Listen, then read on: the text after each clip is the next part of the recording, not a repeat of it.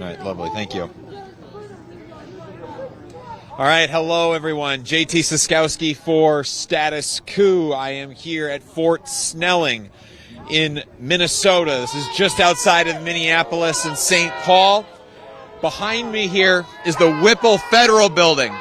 It is from this federal building where ICE and many Border Patrol agents are staging many of their operations. You can see right now there's a convoy of vehicles that are pulling into this federal building. It's getting this crowd of protesters who have gathered here to protest ICE and Border Patrol's presence here in their community. Every time vehicles come and go, it prompts this crowd to get a little bit more agitated, shout a little bit louder, protest a little bit harder.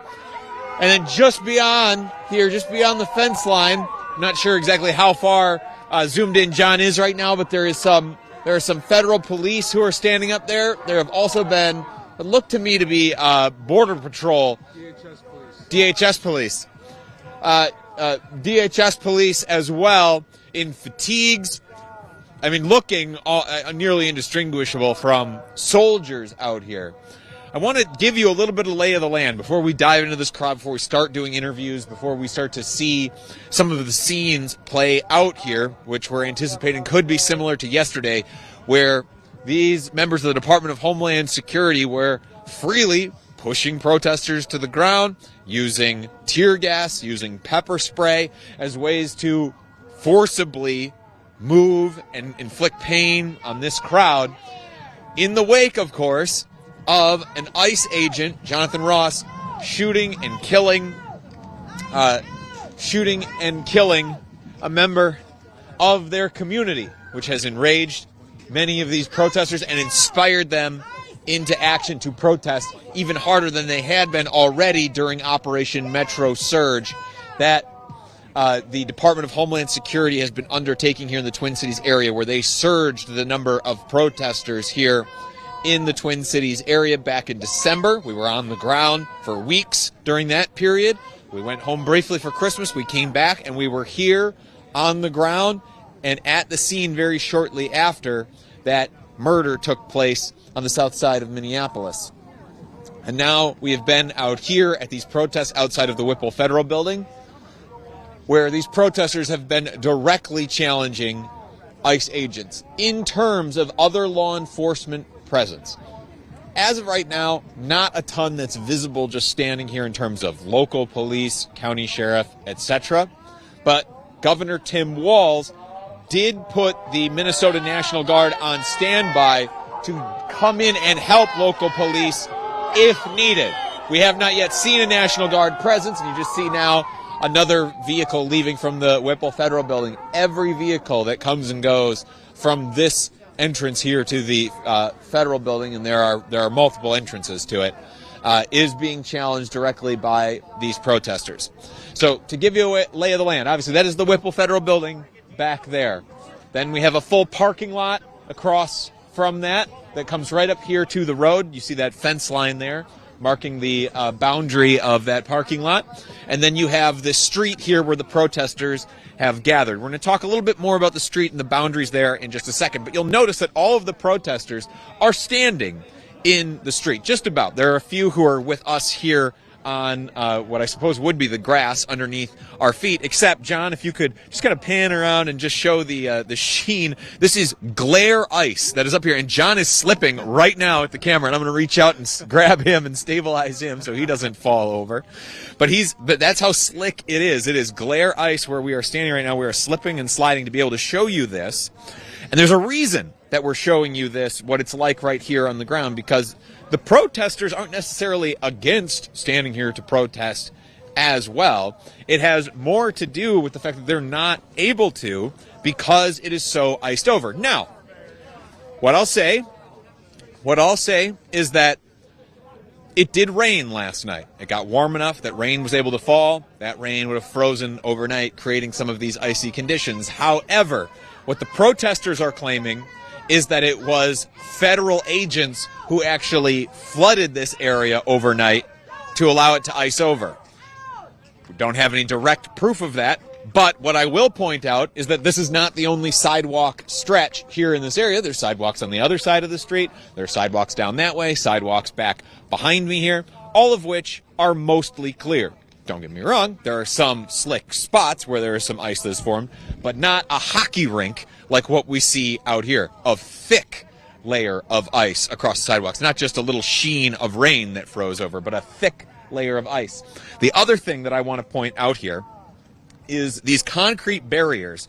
John, I won't make you move very far since it is so slippery out here. But you see this lineup of concrete barriers. These were just put here this morning.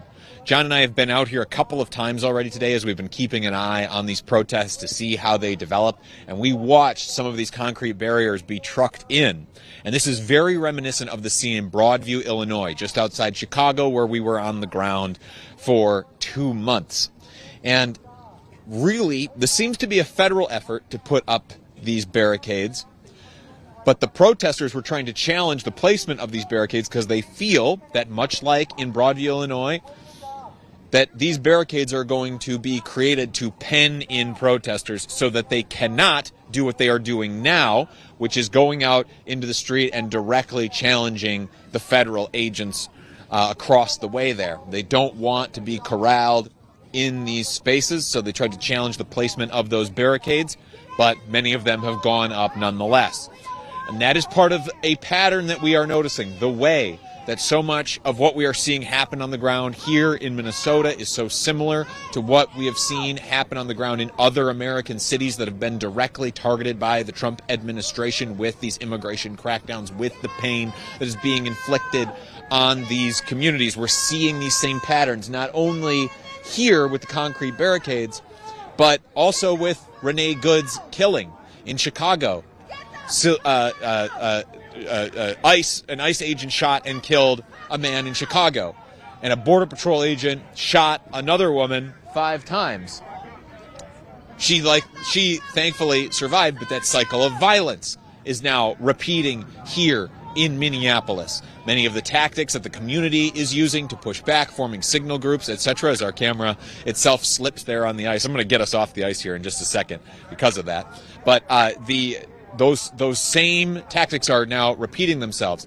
In the Chicago area, it was the Broadview, Illinois ICE detention facility that became the site of near continuous protest activity, because that is where ICE was staging, or immigration enforcement agents were staging many of their operations in the Chicago area. And now the same thing happening here at the Whipple Federal Building just outside of Minneapolis in Fort Snelling. So right now you're hearing chanting coming from the protesters. I want to give you one last piece of lay of the land here, John, if we can, ever so gingerly and slowly, slip and slide our way back down onto the asphalt where we can get maybe a better grip on the ground here. And you'll have to bear with us here, folks, because I don't want to rush John as he slides down there, and helped by a number of people. Yeah. Some of the experienced Minnesotans here are telling us that they've got cleats actually on the ice spikes on the bottoms of their boots to be able to handle these conditions. So they are prepared. But there's one thing I want to show you here, John. I want to show the yellow stripe on the road.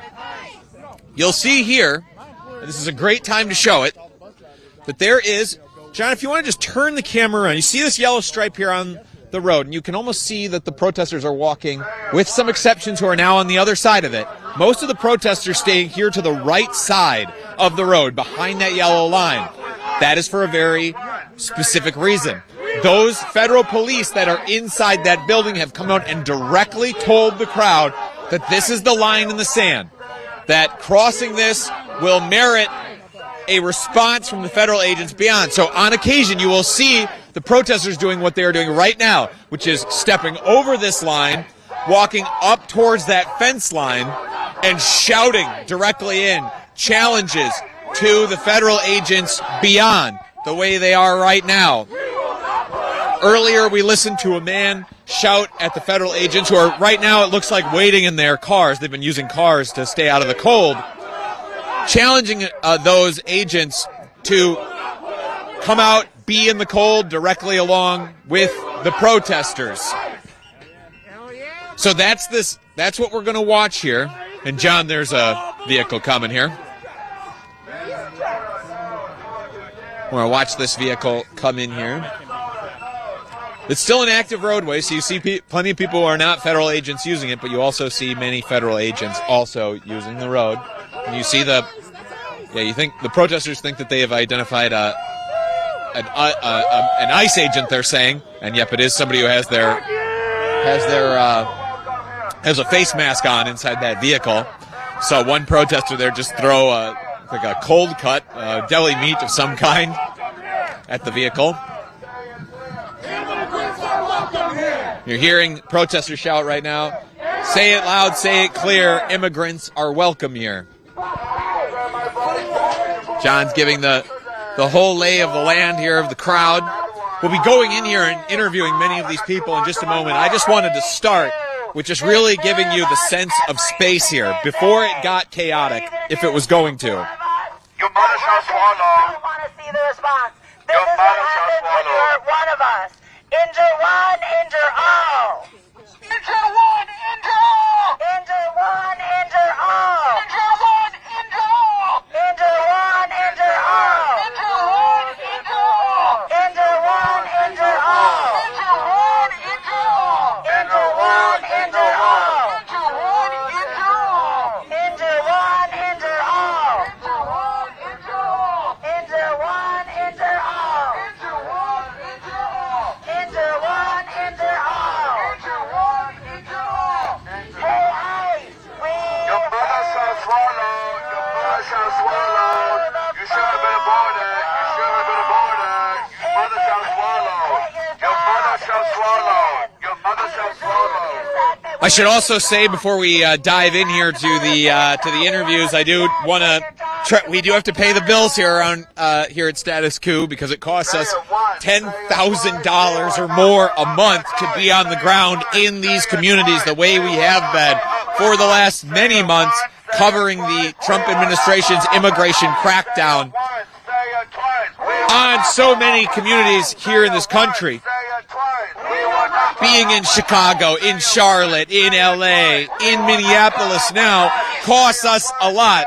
If you value being able to get this on-the-ground perspective of what it's actually like in these communities, not just the propaganda that is being pumped out by the Trump administration and the Department of Homeland Security, go to StatusCoup.com/join for as low as $5 a month. You go to support our operations, go to keep us editorially independent, 1, and 2, well-funded and on the ground here in Minneapolis so that we can continue to tell these stories. We were here long before the murder of Renee Good. We will continue to follow the fallout afterwards. We don't just parachute in, tell one story, and leave. There's a lot of press that showed up here just today. I will note, just yesterday, today, we have been sustained on the ground here. We want to continue to be able to do that. So please, StatusCoup.com/join, $5 a month. That's as low as 16 cents a day to support independent journalism. And if you're not able to support us financially, the other thing you can do, like this stream, share it out. It really does a lot to indicate to the algorithms that this is something inherently valuable that needs to be shared with more people. Yeah, we're going to walk up here to the fence line a little bit closer just to be able to show you some of those security agents who are inside there. You can see them there in the fatigues, camouflage that many of them are wearing. Some outfitted like more traditional police, though, with like the combat helmet and riot shield, get up, but others with the full face mask, the full camouflage. We saw them when they were out earlier directly confronting the crowd for a moment. Yeah, we're seeing agents move around pretty quickly right now, trying to get a sense for what they're doing. Looks like they are moving the vehicles. Yeah, something's going on with the vehicles. Yeah, we're seeing the vehicles peeling around, moving very quickly. Not sure exactly where they're going or why, but yeah, we were just looking at those agents to describe exactly how they would look, so you got a sense for the scene there, and then all of a sudden, boom, something switched, and they took off, moving very quickly. Many are still staying out here to provide security for the crowd, I'll point out, but at least looking, it looked like many of them drove back towards the Whipple Federal Building, further back in the parking lot. Seems like maybe you're seeing some more movement of vehicles that are coming. Yeah. Right now, John is working the phones at the same time that he's operating this live to try and get more information about what might be happening out in the community while we're here reporting live. So that just goes to show the way that we try and really multitask and really punch above our weight here at Status Coup. To be able to be out in these communities, to bring you multiple stories at the same time. We're getting information on the phone right now. That's what John's doing, in addition to filming me, and I'm trying to just give you the scenes and the bullet points and talk through everything that's happening while he's doing that. All the while, keeping our heads on the swivel to try and remain safe, because obviously when you see the federal agents act with that sort of urgency, makes you a little nervous, as even just as a journalist here to cover things. You know, we're journalists, we're here to just do a job, but that doesn't mean that we don't get hit with the same cloud of tear gas that all the protesters do. That's why we've got, John and I both have respirators, we've got goggles to protect our eyes. I've also got a helmet here hanging at my side, try and offer as much protection to ourselves as we can, while still getting the story for you. We don't shy away just because, you know, things get a little excited, a little hairy. Saw that in the multi-hour stream that John did yesterday here from the Whipple Federal Building.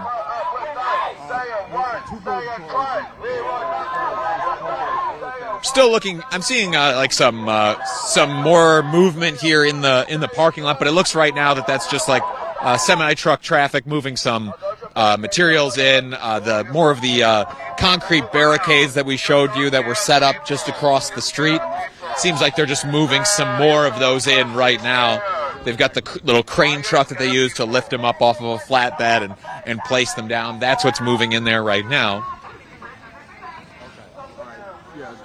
But these protesters are now feeling a lot more confident to be able to walk across the line, many of them, because they're not getting that direct pushback. And in fact, you're seeing many more now moving across the road, moving across that yellow line that they've been told by federal agents, moving right up to the fence line. And this is the pattern that we've seen play out. They move right up to the fence line, challenge.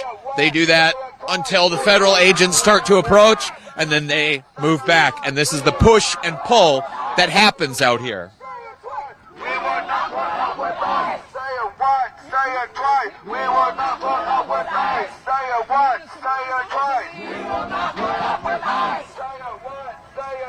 We will not put up. Would you mind if I interviewed you? Status Coup, online independent progressive outlet. We would like to vote. Yeah. What's your name, man? Michael? Michael, nice to meet you. I'm JT. This is my cameraman, John. Hi. So, Michael, can you explain for people who aren't here right now, why is it important to be able to protest, right outside of the Whipple building? Why is this the place where you want to make your voice heard? There are only so many places in this city where you can track these folks down. I think it's important for Minneapolis as a city to show who we are. And if we can do that in numbers like places like this, that's why this is important. They're going to keep us back with barricades like those that they're setting up right now because they have no defense other than physical force and cement to explain their actions. But we as a community need to be here to show them, to point out to these agents that they're not helping us. They are not keeping us safe right now. Yeah, Michael's pointing out some concrete barricades brought in on those trucks that I was just describing to you, and those concrete barricades that we just showed you a minute ago that are on the other side of the street where we are. As I walked up on you, I interrupted you. You were putting on your face mask. Why'd you feel like now was the time to put on the goggles? Well, they have some ideas about where we are and aren't supposed to be, and I think they don't think I'm supposed to be where I am right now. So, why is it important for you to challenge their idea of where you should and should not be allowed to protest? Trying to find good trouble.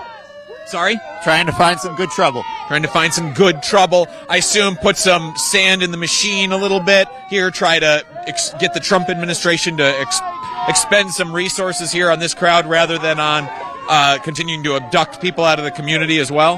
You know, for me, I don't think we're going to beat the Trump administration. I really don't. I think the Trump administration has more guns than we ever will.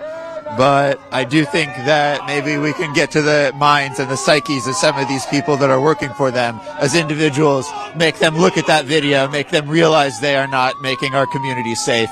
They should know in their hearts government is here to keep us safe, and that's not what they're doing. And they just need to see that from all of us here. Michael, can you give us a little bit of your Twin Cities area bona fides? You know, whereabouts do you live? How long have you called this place home? I've lived in the Twin Cities for about 15 years. I know the communities like South Minneapolis, where that shooting occurred, are some of the worst places in this country to display that kind of violence, and I know that we are going to fight back against it. When you saw the video of Renee Good being murdered by the Trump administration, what were the first emotions that you felt? For me, I think I personally believe it's important to know what happened, to know the facts. And so while I was initially outraged when I heard something happened, I tried to keep my calm. I tried to wait. I knew there'd be videos. It's 2026. I found the videos. It was clear to me what happened. I don't understand why there's any ambiguity there. Some of our leaders are saying they don't know, and it's too bad that that's the process that we have, that they need to couch their language like that. The New York Times has done analysis of the videos from multiple angles. They are sure that vehicle was not causing harm to that agent who applied lethal force and murdered one of my community members. We're now 2 days removed from that killing. In that time, how has your feelings changed, if at all? How has time, perspective, has it changed the way you feel about what has happened or what your response needs to be? Yeah, you know, I do have to think about that every day. I was out, obviously, the day that it happened. The challenge is asking myself, am I going to keep coming out every day, and for how long, right? And yeah, I think that I woke up this morning and I was like, if I'm not out here, I'm part of the problem. I had to reflect, and the answer was I can't just like let them keep doing what they're doing. So yeah, it did. Time has let me settle with it, but the answer is very clear to me that we can't give up.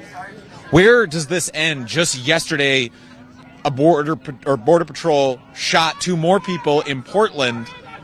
Where do you see this going in the short term? How do you see us pulling out of this spiral, if we even can? Yeah, I agree. It's a very volatile situation right now. I think if there are any major missteps on either side of these lines, we could find ourselves in a very dangerous place. And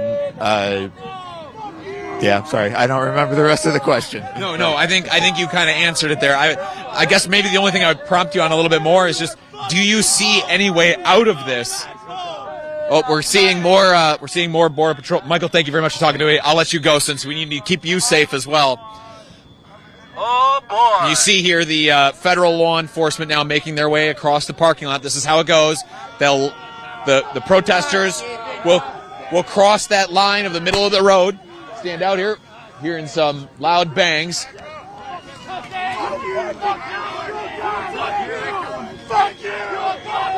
Hearing some loud bangs. It sounded like they were firing some pepper balls, maybe just at the ground there for a moment. But again, you see the federal law enforcement there just moving out, coming out here under the grass.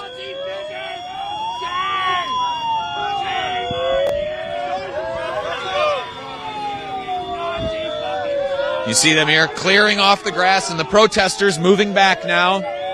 Moving back to that yellow line, moving back across the yellow line at the middle of the road.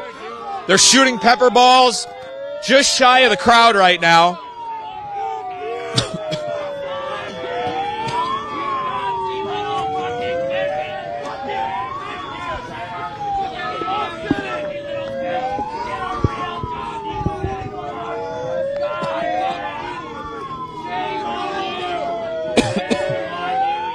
John and I have put our masks on.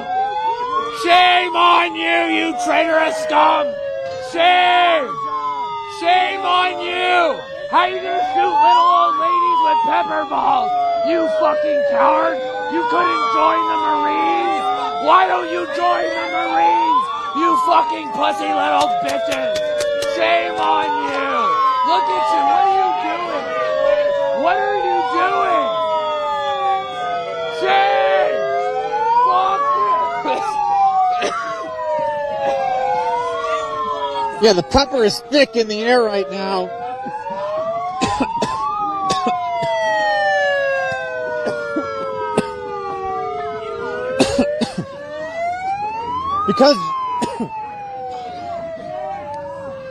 Because John and I didn't have our masks on immediately, and the pepper ball sent up a puff of pepper into the air.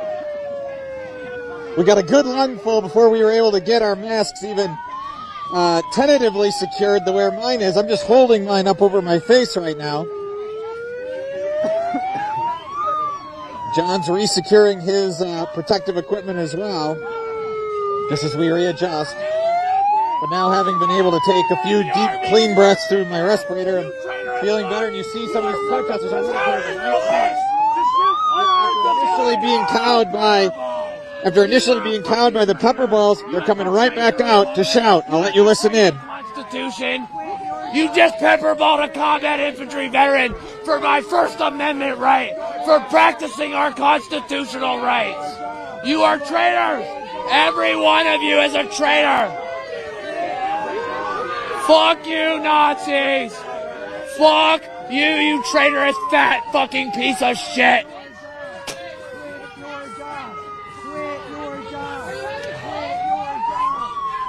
Shame on you, you traitors! Every single one of you is a traitor to the Republic! Every single one of you is a traitor to the Constitution! Did you not swear an oath to the Constitution, or do you fucking Nazis not do that? There's a reason you're wearing masks, you cowardly little bitches! Fuck you! Fuck you, you Nazis! Fuck you for your betrayal of the people of America! We all hate you! America hates you, cowards! Shame! Shame on you, you fucking Nazi scum!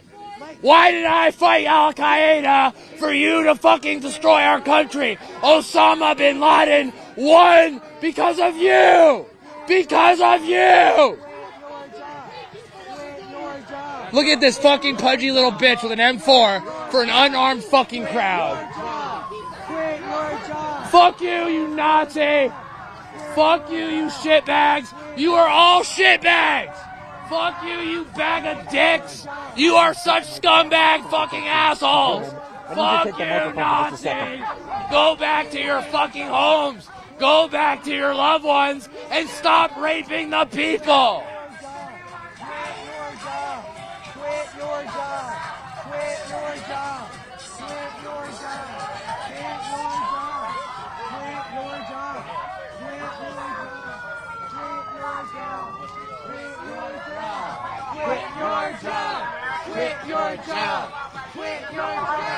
Quit your job! Quit your job! Quit your job! Quit your job! Quit your job! Quit your job! Quit your job! Quit your job! Quit your job! Quit your job! Are you afraid to swing a hammer like the Latinos grab from Johnson? You cowardly little bitches! Quit your job! Quit your job! Quit your job! Quit your job! Y'all are just a bunch of untrained white ass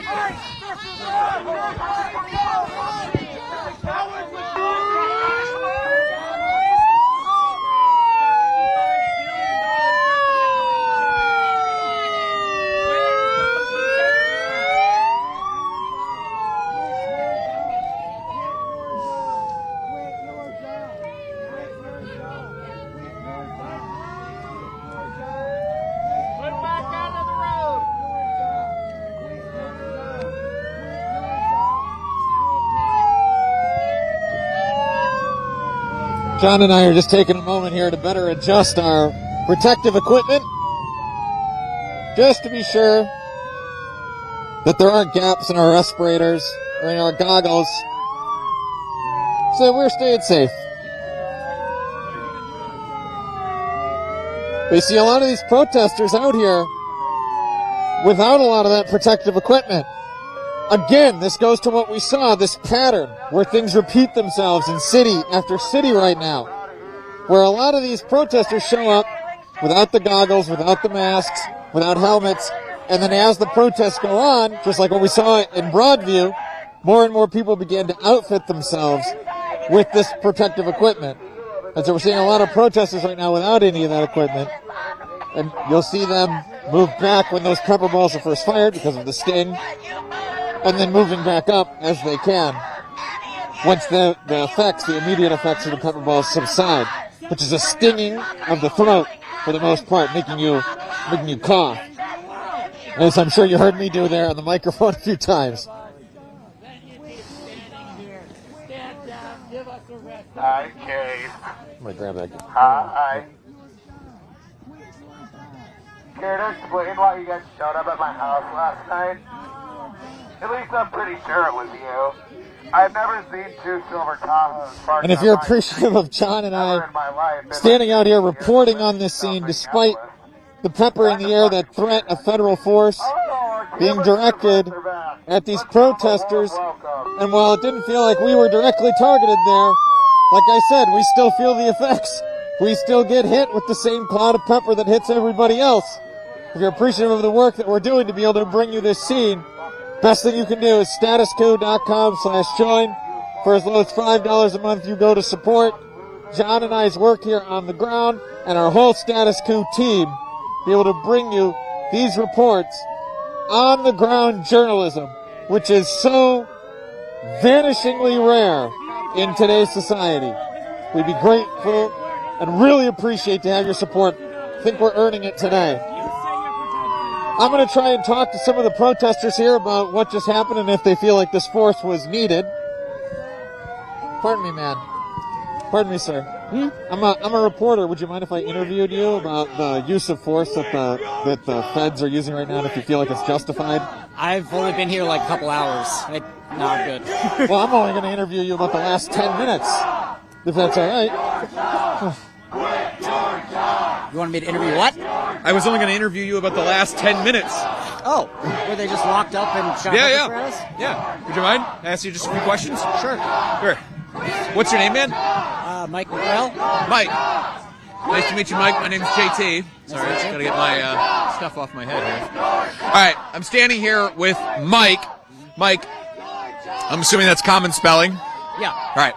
So, Mike, if I could get you to just describe where you were when the federal agents came out here and started using the pepper balls and moving everybody back. I was just at the yellow line here. They came up and then they started to use the pepper bombs so that we would back up. Yeah. So, did you feel like that use of force was justified, was necessary? Well, I don't really know if that walkway is public or not, but apparently yesterday they were allowing the protesters on there, and then today they forced us back. And we're pretty sure that they iced down that walkway. Yeah. And that's what we were just telling you about earlier, that walkway is completely covered in ice behind us, despite other walkways here not being covered in that same thick layer of ice. Makes the protesters think that it's the federal government that came out here and directly iced those sidewalks as a way to try and dissuade the protesters or perhaps kettle them more into the street. So, Mike, when I want to just sort of draw a distinction here because I think for people who aren't out at scenes like this, they don't understand the effects of of pepper balls and stuff. Did you feel the same sting in the air that for instance, what I'm really trying to draw is there are some people who are standing on one side of the yellow line. You were standing behind it, ostensibly following the rules that they set up for the protesters today, though you acknowledge that those are changing rules day to day. Yep. But did you feel the same puff of air, the sting in the throat? Yeah, that was actually the first time I've ever had that happen, and it was unpleasant. Yeah. So you're somebody who's following the rules, quote unquote, and you still get hit with the same consequences as everybody else who standing on the other side of what seems to be an arbitrary, though painted line on the ground. Mike, can you just describe some of those sensations of what it's like to be pepperballed for someone who hasn't been out at a protest like this? Well, if you ever had really, really spicy food, it's just a very aggravating sensation all throughout your nose, lungs, and mouth and esophagus. So something that you can shake off and continue back to your protesting as the way you are right now. Yeah, I mean, I just had to cough it out for a little while. Cough it out for a little while. So can you just walk me through the sign that you're holding and why you felt the need to be out here today? Well, mostly I put leave now because I couldn't fit state indictment because I do not trust the federal government to actually have a clean and fair investigation as to what happened yesterday with Renee Good. And so I don't want ICE here. We don't need them here. Please leave. So on that note, what's your feelings about hearing that the FBI is not allowing local officials to conduct their own investigation, that it will be the federal government investigating itself as to whether or not its killing of Renee Good was justified? Yeah, that always works, obviously. That's one of the reasons I'm here. Yeah. It's bullshit. Had you been someone who would go out to protest movements in the past? Is there something unique about now? Walk me through a little bit of your personal history and why you felt compelled to be out here. So I was living in South Minneapolis when George Floyd was killed.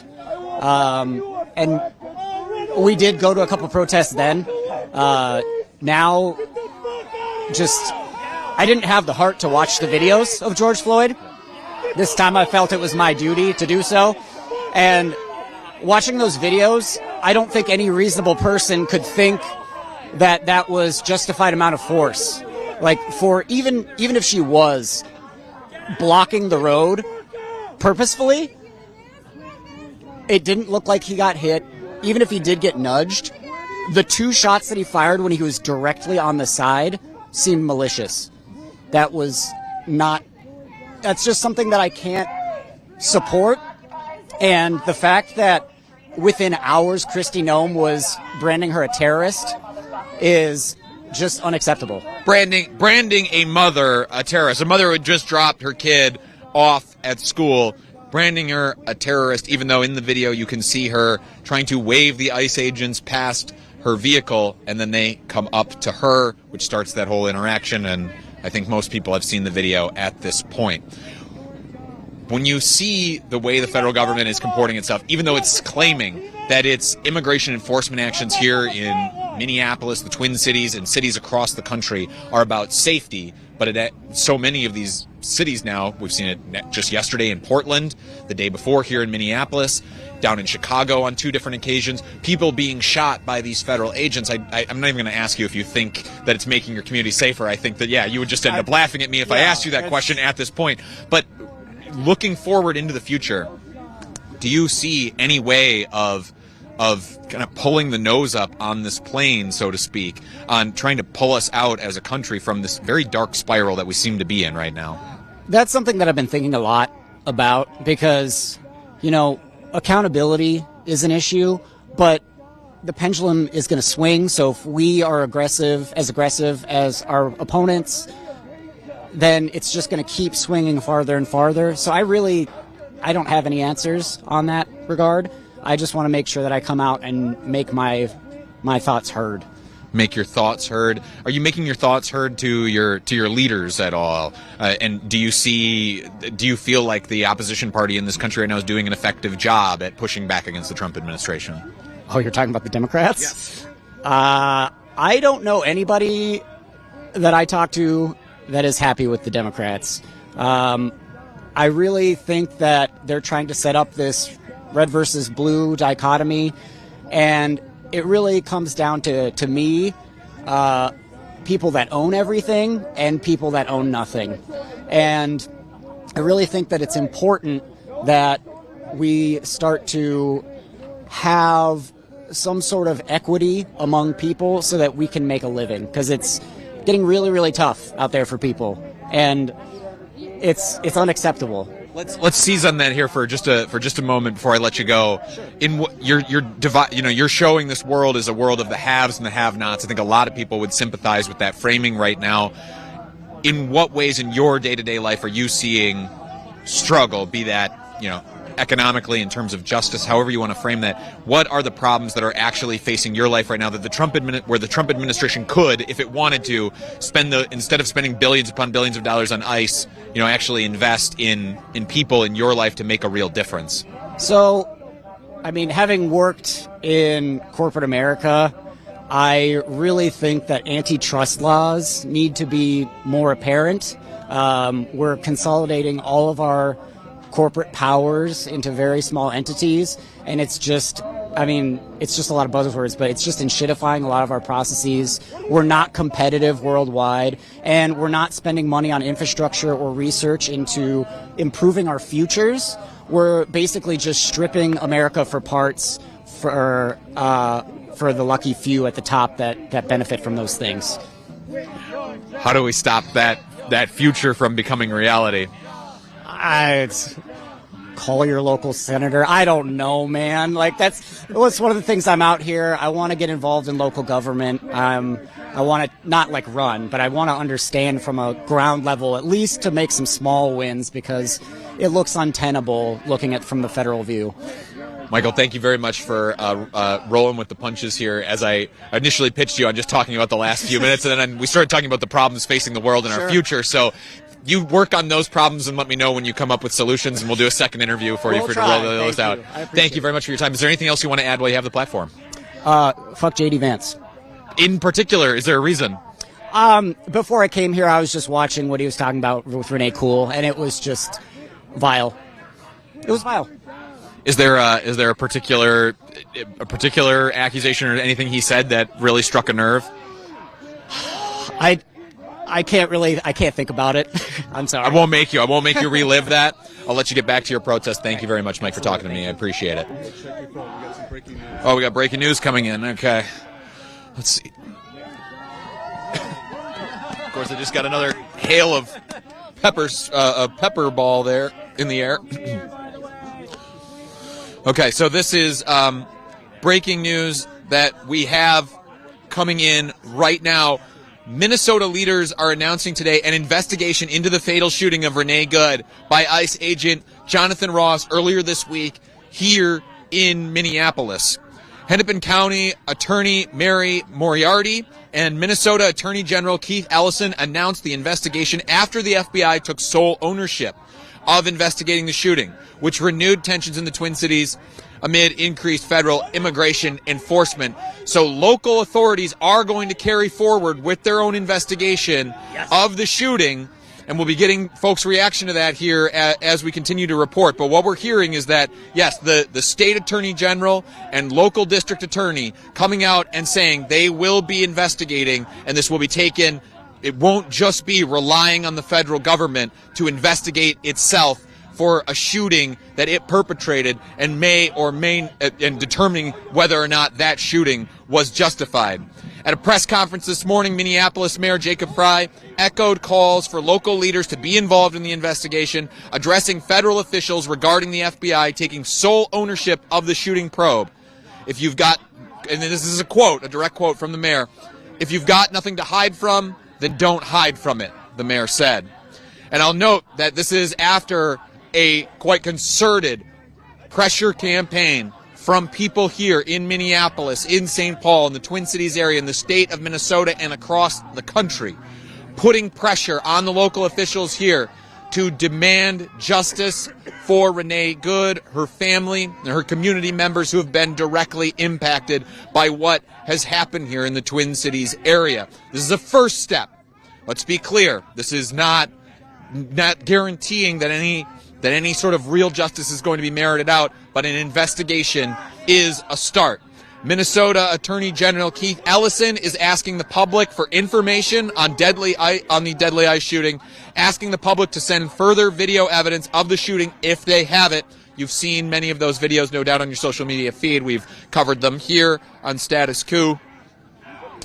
The FBI collected Renee Nicole Good's car and has not given the Minneapolis Bureau of Criminal Apprehension access to the car or forensic evidence. So this investigation that local authorities are going to mount is going to have to be heavily reliant on community members coming forward and telling them what they saw and using the existing video evidence, where I will note that the New York Times already performed an extensive analysis of some of those videos and found that the agent, Jonathan Ross, had drawn his gun before Renee Good started to drive forward, already had that gun drawn, and then fired the shots while standing to the side of her vehicle, not directly being in the path of that vehicle. Still shot and killed her.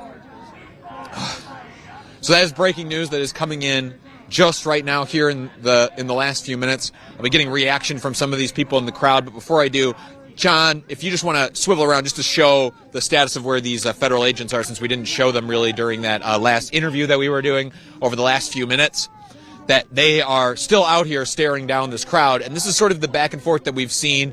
They'll come out, directly challenge the crowd, push the crowd back, maybe use things like flashbangs or shoot pepper balls. And then they'll move back a little ways. In previous interactions, we'd seen them go all the way back into the parking lot, into their cars, and sit inside those vehicles, presumably to stay warm, because it has been pretty cold out here this morning.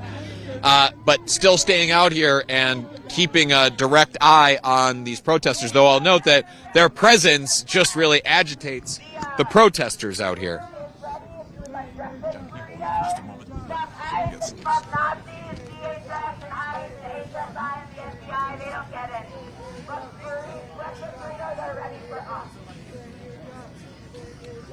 I'll pay you a breakfast burrito if you quit. I promise.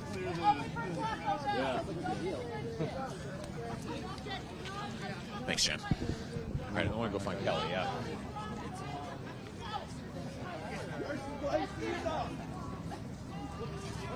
Go to a Republican community. Kelly. This is my, behind you here is my cameraman, John. Okay. How you doing? Good. How are you? Nice to meet you. All right. So, Kelly, if I could just have you start. Spell your name for me, please. My name is Kelly Gregg, KellyGregg.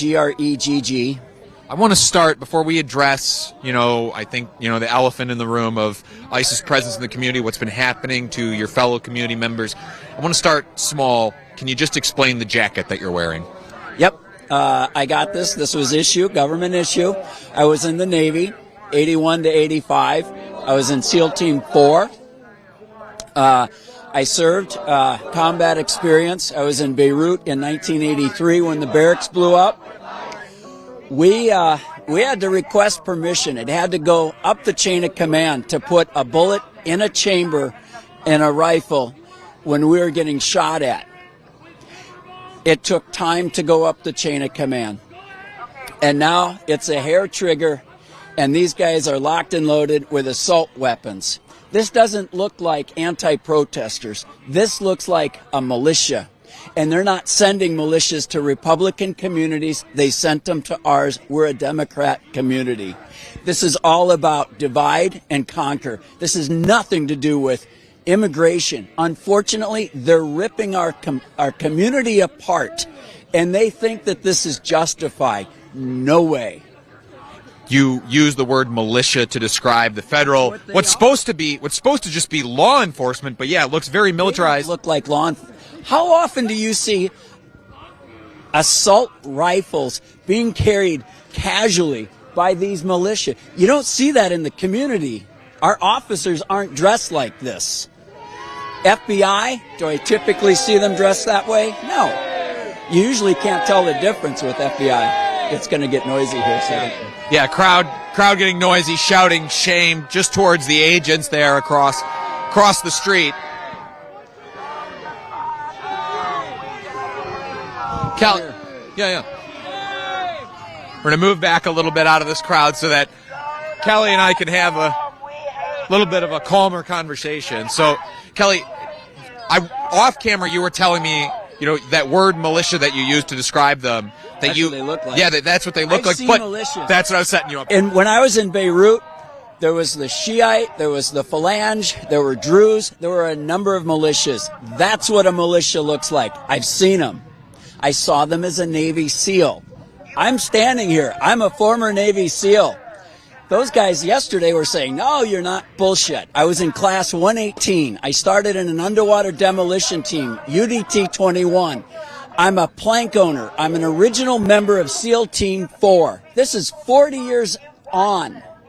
And here I am wearing this jacket, serving my country, protesting that shit. When you're referencing that you right now are serving your country by standing up against the government. Absolutely. What would you say to, I imagine that if I were able to interview some of those law enforcement officers over there, they might try to tell me, some of those agents might try to tell me that they are serving their country. What would be your message to them? Tell me about the service. You're not going to Republican communities. You're going to Democrat communities. This isn't about people being here illegally. This is about destroy the community. This is about a president who is turning our country into a fascist state. We're going to take a break here from talking to Kelly just because we're seeing the federal agents are moving down back into the road. Looks like they are. Yeah, we'll come back. Why? What are you Shooting pepper balls at the foot of protesters who had walked back across the line.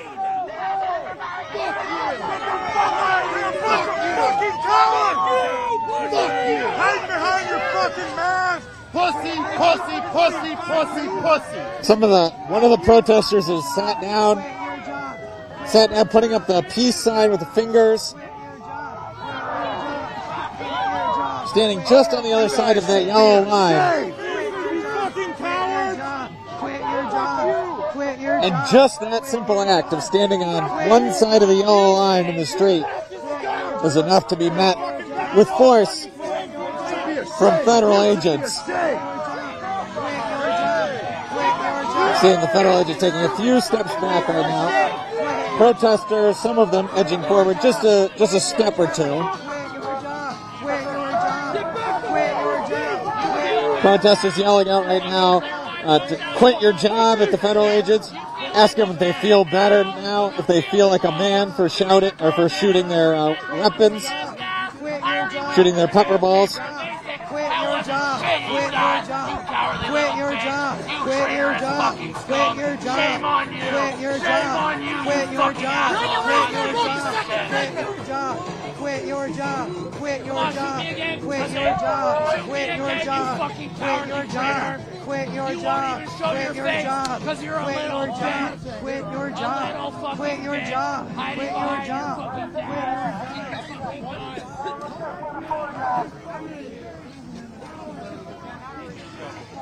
Just find better on the bear.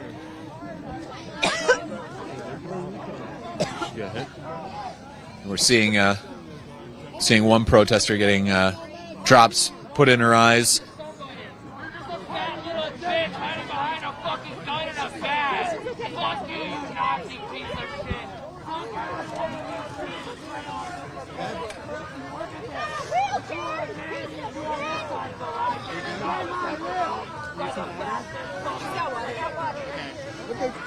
I was trying to pull my mask off. Yeah. She's got asthma. Got it in her eyes.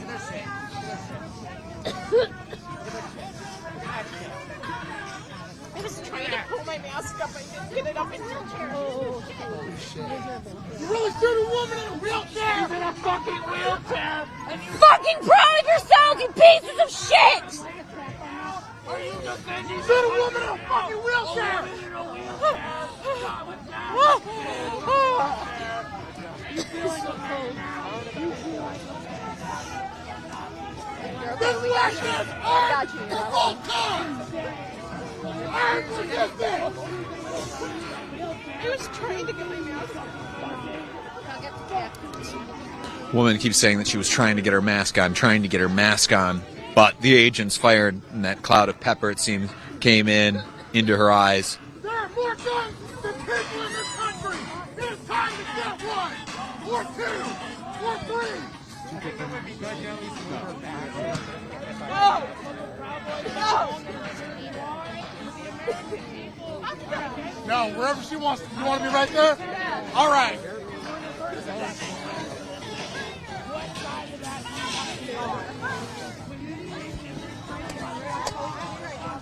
My apologies.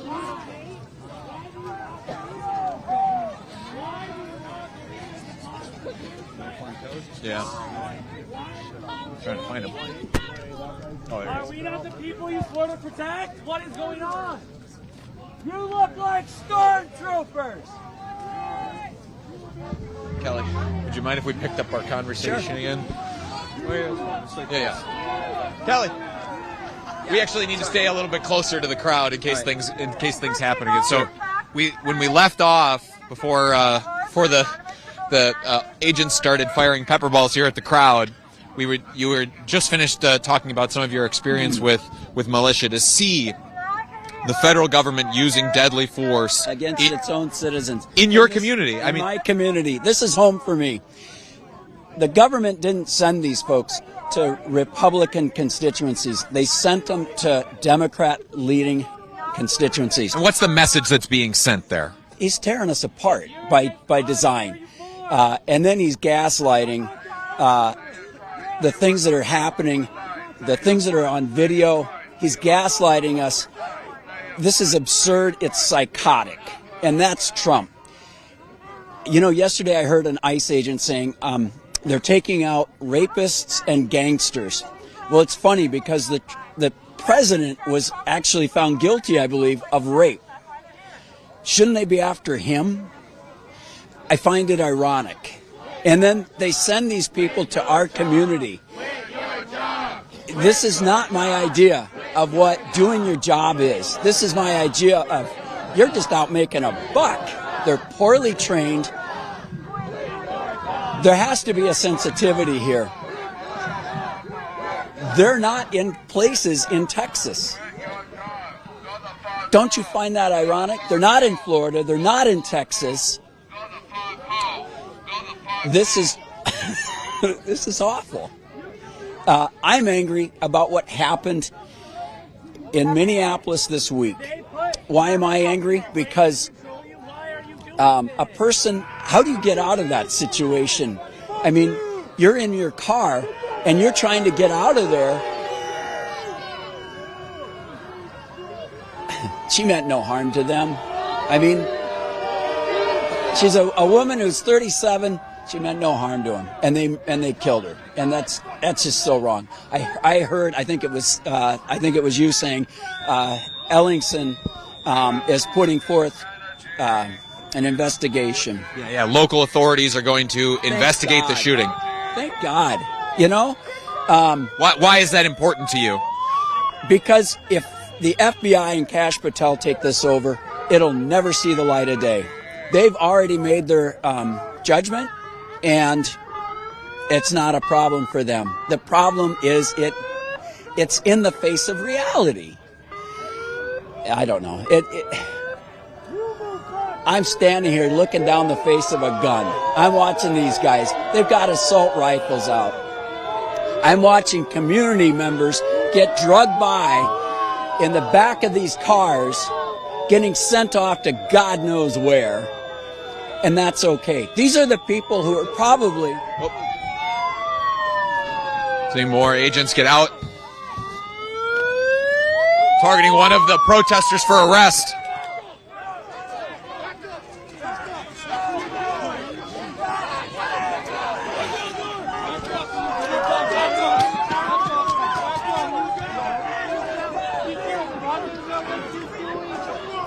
Firing more pepper balls at the feet of the crowd to keep them back as the federal agents are making these arrests.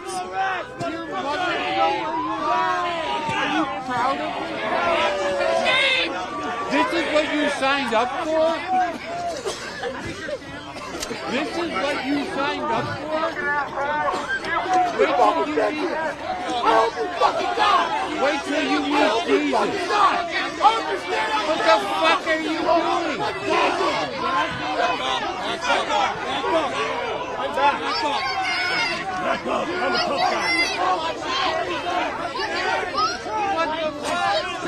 It was a pretty sudden movement of the vehicles just pulling up abruptly and then arresting these two. The agents pointed to the two that they arrested, directly pointed to them as if this were a targeted operation, jumped out, grabbed them, and quickly arrested them and established this perimeter where they're keeping the crowd back the way they are.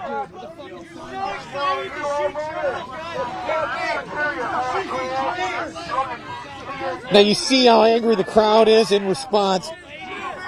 Getting, keeping that little bit of space between them and the agents, but letting the agents know how they feel. A lot of people in the crowd yelling, "Fuck you, go home."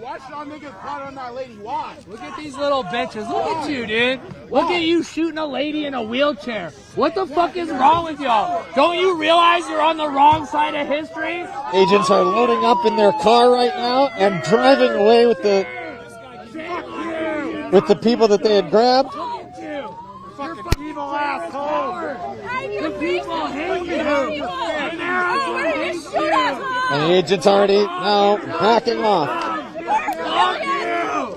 Back up! Murderers! Shame! You're all traitors, especially you, little lady, betraying your own fucking people. How can you say your grandmother was with 3 kids for no reason! She was a poet! Did you like that, you fuckers? Yeah, your president's a monster! He molested young Nazis! Did you see him like when they jumped out? Like, yeah, there was 2 of them, but you didn't. I mean, it moved so fast. Yeah, feel that. Yeah, so you're feeling the effects of the pepper spray in the air. The crowd right now is trying to put together exactly what happened. From what we saw, again, it was a black SUV that pulled out here into the crowd. John, did you see where it came from? If it came from within the Whipple building parking lot at all? No, we don't know exactly where the vehicle came from, but it pulled up very abruptly. The agents jump out. I saw some of the agents point out the first woman that they grabbed. The first woman that they grabbed, they pointed to her directly. It seemed like that was targeted, that they were going after her. After that, another man was grabbed, but not clear if he was also part of that targeted grab or that was just them, again, trying to enforce that area you saw them where they keep the protesters back as they're executing the arrest. And you saw the animated result from the crowd that it gets as more Americans being, presumably, American citizens out here to protest their own government being snatched off the street and shoved into an SUV with tinted windows and then driven away. Driven away to we don't know where. You see the agents now backing off across the street, the protesters feeling comfortable to once again walk right up to the edge of that yellow line. So that yellow line is what they've been told by the federal agents is the extent of the extent towards the Whipple Federal Building that they're allowed to get is this yellow line in the road. And as you look down the crowd here, basically you can kind of draw a line. They're standing more or less right on, a few are just over that yellow line where they've been told to stand. But even though they were allowed to stand as far as they are right now, when that vehicle pulled up, the agents all worked to shove the protesters back behind that yellow line a ways so that they could arrest that woman and that man. There's a lot of press out here today. What you're looking at is someone who does sketch artist renderings as a member of the press of the scenes out here.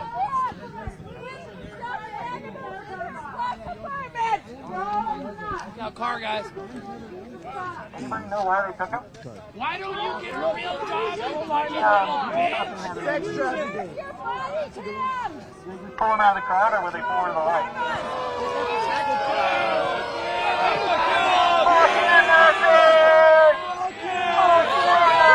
Federal agents definitely in these vehicles, they were slowing down, which made the crowd grow a little apprehensive that maybe another arrest was about to happen, but it was just slowing down because they had to slow for someone who was crossing the street to allow them to cross. Those vehicles were filled with more federal agents, so it got that animated response from the crowd.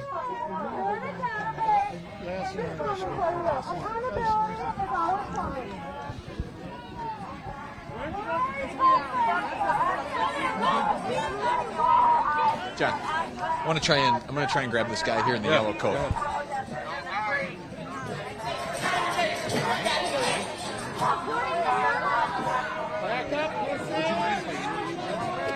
Yeah. Oh yeah, we can say it. Yeah, we can see right here. All right. Can I have you start? Just spell your name for me. Yeah, Ryan Maher. It's RyanMaher. Ryan, first, give me your Twin Cities resume, bona fides. How long have you lived here? How long have you called this place home? I don't live in the Twin Cities. I live in Waukee, Iowa. I drove up here this morning at 5 a.m. Why did you feel compelled to be here today? I came up here in 2020 after George Floyd was murdered, after I watched that video. And on Wednesday, I got word that Renee Nicole Good was murdered in cold blood. And I made the decision right then and there that I was going to come up here one way or another. They fired the first shot. I'm not calling for peace anymore. I don't care what Fox News says. I don't care what that woman in the press room says. I'm not calling for peace. They fired the first shot. We have the Second Amendment for a reason. It's time for people to come back here with weapons and show these people that we're equals. I can just feel the emotion coming off of you right now. You've been wearing it on your sleeve today, as I've seen you have some interactions with other protesters here. Describe to me some of those emotions that you're feeling right now. I'm angry. We knew this was going to happen. I knew this was going to happen the minute they called the election in 2024. That's why what I did right when I knew the election was going to go the way it did, that's why I went and I bought my first gun. I used to hate guns. I used to think that it was insane that we have more guns than people in this country. And in reality, I still do think that it's insane that we have more guns than people. But if we've got people like these guys out here just terrorizing people, kicking in doors with no warrants, kidnapping people with no cause, and murdering people for trying to flee and for obeying a command to leave the area, and then shooting her in the face like that after she drops her kid off at school, we have to show up with guns. We have to. There's no other way around it. I don't care if I don't have a Minnesota carry permit. I'm unarmed right now, but this is the last time I show up to face these guys without a weapon. There's no way. I got shot with a pepper ball 5 minutes after walking in here. I never laid a finger on them. I never raised a hand to them. I've only been using my voice. The time for speaking is over. The time for niceties is over. The time for peace is over. They fired the first shot. It is time to end this shit by any means necessary. You're talking about, potentially going to a dark place in this country. Do you foresee We're there. This is the dark place. This is the dark time. We have people being sent to Salvadorian concentration camps. We got other countries being raided for their oil. We're in the dark time. There's no way out of this. There's no voting our way out of this. We can't wait till November. There's no waiting to the ballot box. We need to get to the bullet box. That's the only way. If there was another way, I'd be advocating for it. I've spoken peacefully. I've marched peacefully. I marched without Sharpton. I marched on Washington. I've been peaceful. I've acted peacefully. The time for peace is over. The time for any means necessary is right now. That's a powerful, powerful message that you're delivering here. When you're talking about facing these agents who are armed right now with, we're seeing them with pepper spray, obviously shooting the pepper balls, but we've seen them also with long guns. What's the message that's being delivered to you by your federal government, you feel, in this moment? That they don't care about us. I'm mixed. I'm part Native, I'm part black. They don't care about me. They don't care about people who don't look like the standard white Christian male. They don't care. They do not care. They've said it. They want remigration. They want to put us somewhere else. They want to remove us from this country. So they want to do this. We can't just march. We can't just wait until November. They want to remove us. They want to kill us. I hope it doesn't come to that. We're already seeing this play out as a pattern now in city after city, right? The day after Renee Good is shot and killed, 2 more people shot in Portland. There were people shot in Chicago before that. What do you see the ultimate project as the Trump administration is engaged in here? Like, what is the country that you think that they are trying to create? They want a whites-only country. or a whites only, or for their useful people that work for them. They don't care about anybody else. And I believe in Jesus Christ. I believe Jesus Christ died for my sins. I'm not ready to go meet him yet. But at this point, this cannot go on like this. This cannot go on. How do you marry that faith and the peaceful message of Jesus with also this sense of there's no other way out of this than violence, as you laid out just a moment ago? It's a hard marriage, but you know, turning the other cheek only gets you so far. At some point, people need to rise up.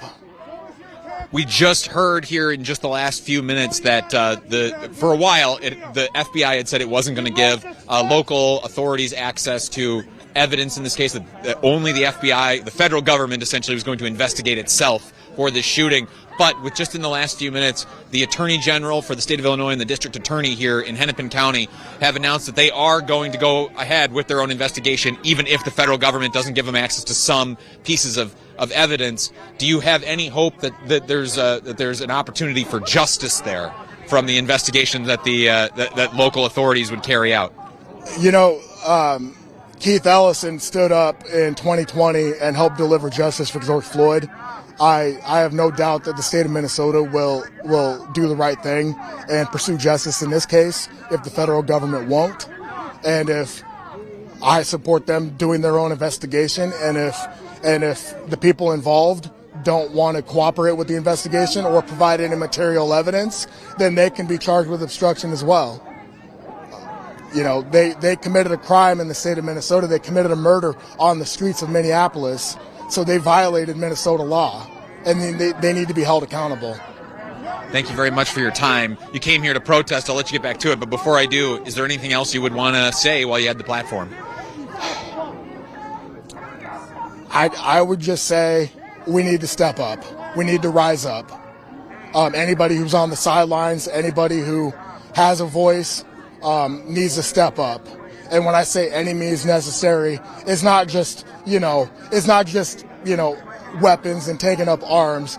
You know, we need everybody to speak up against this.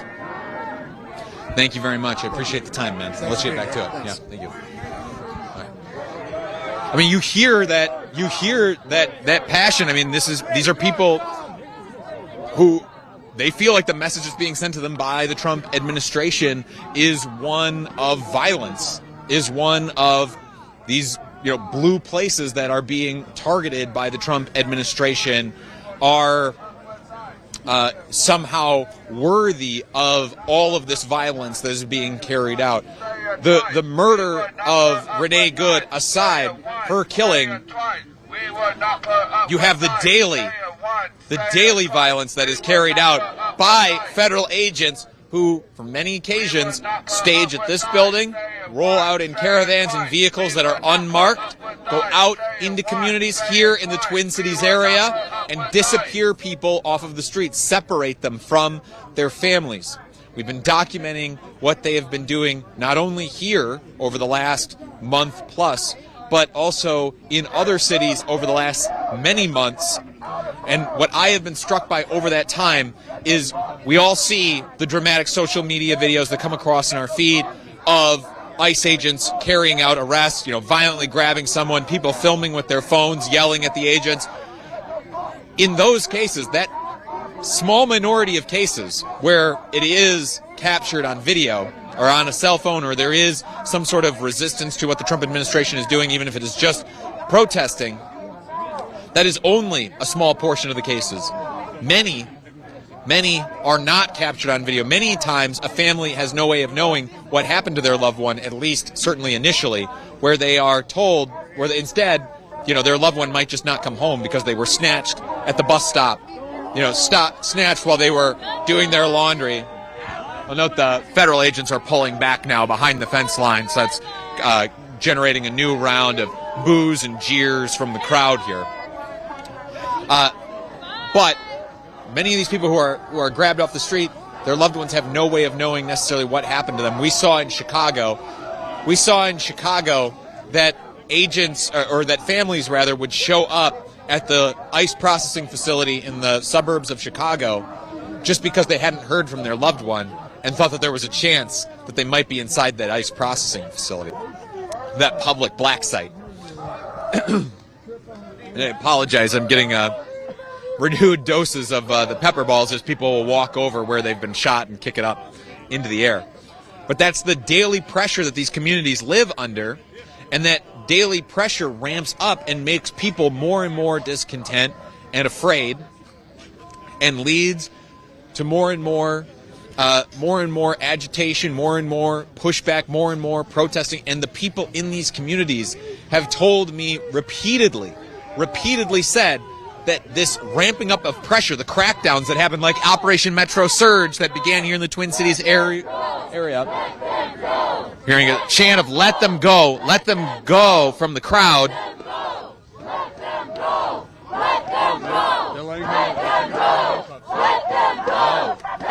Yeah, it seems, and it looks like that might have been the woman who was grabbed earlier, was it? Yeah, it looks like they've got the woman who was singled out by agents when they pulled up that truck just a few minutes ago, standing over there. They had her in handcuffs, but now she is not, and people here in the crowd are chanting, let them go, referring to that woman and the man who was grabbed at nearly the same time as her.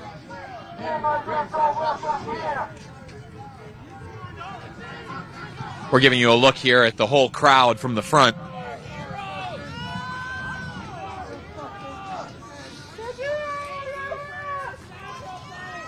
This protester has been doing this repeatedly.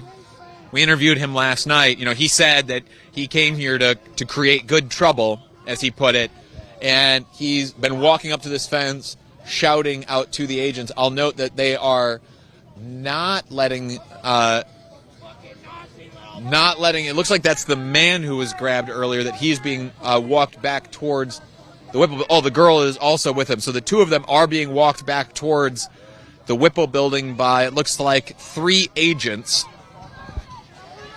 And so they are not necessarily being let go, though they are not in handcuffs right now.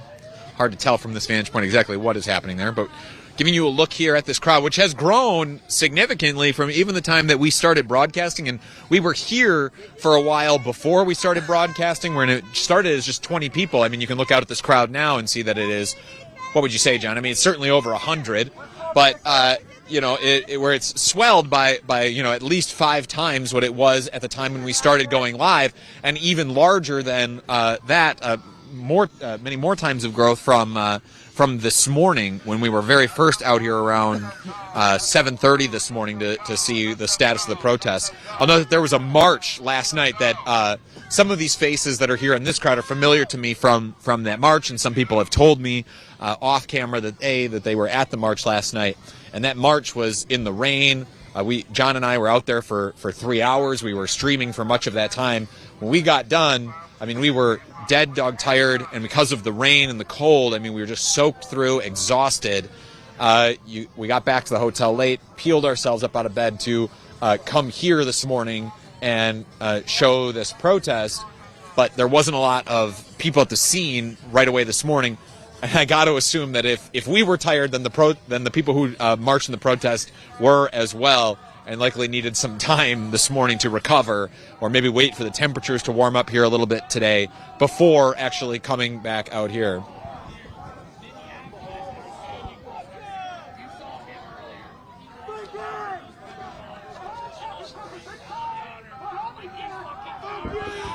I want to take a moment to also tell you that what we do here at Status Coup is entirely editorially independent. We are able to do this only through your direct support. Cam's down there. You want to go closer? No, I'm okay. In the helmet? Oh, seeing some, John's talking to me right now about, we're seeing Cam Higbee, you said, John? yeah. Yeah, we're seeing Cam Higbee, who's a right-wing provocateur, styles himself as a journalist, who is out here. recording the proceedings. We're expecting some more right-wing provocateurs. There was one gentleman who fit that mold that was out here yesterday with an American flag that got treated with kid gloves by the federal agents, and even as the other, even though he was breaking many of the same rules, quote unquote rules that the federal agents are setting arbitrarily here for the protest, even though that right-wing provocateur yesterday was breaking many of those rules, did not get treated in the same way as the protesters who got tear gassed and wrestled to the ground and shot with pepper balls and pepper sprayed, etc.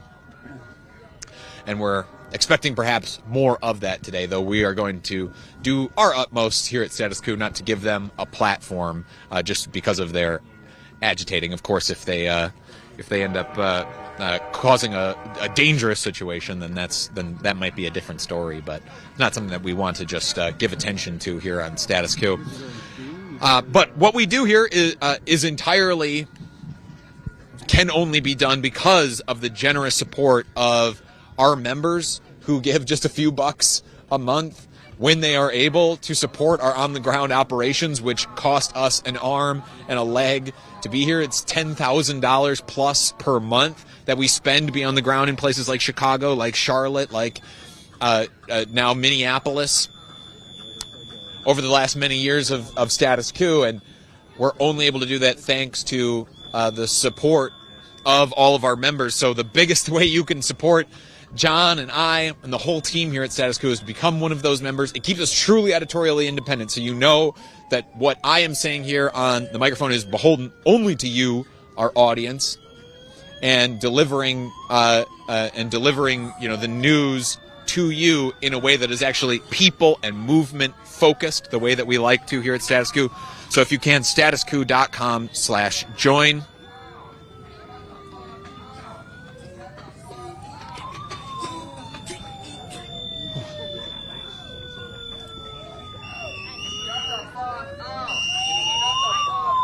Just seeing a little bit of tension over here. That's why we're walking down the street.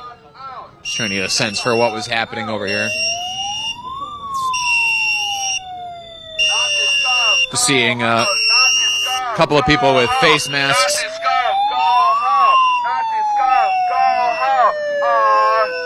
This gentleman here in the beard. Seems to be three people here who are gaining the attention of the crowd, who are going up and directly confronting them.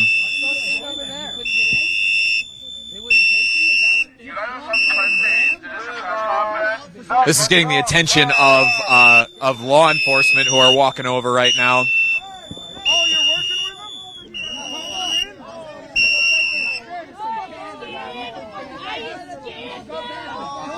Yeah, you see these.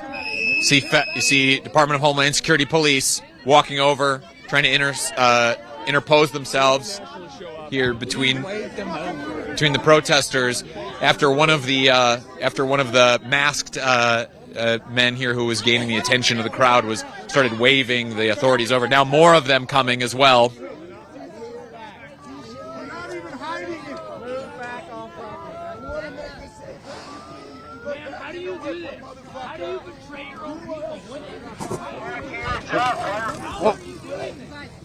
They just shot another round of pepper balls here at the ground towards the crowd as a way to make people move back.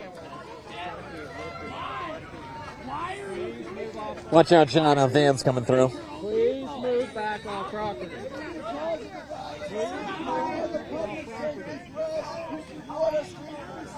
You go the fuck home. Fuck you. Please go home. We'll be safer. How can you be shooting unarmed protesters with CS gas when you're not even manly enough to join the Marines? Shame on you, you Nazi pieces of shit! And ma'am, shame on you especially for betraying your fucking... You don't know what they want, you don't know what you're doing.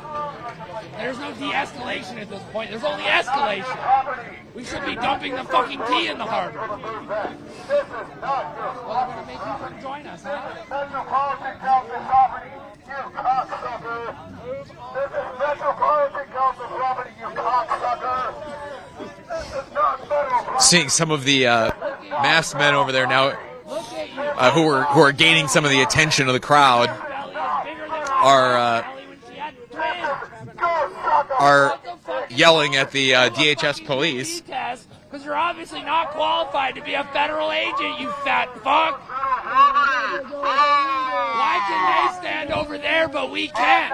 Why are you enforcing the law on some but not all? That's called fascism, assholes! Shame on you!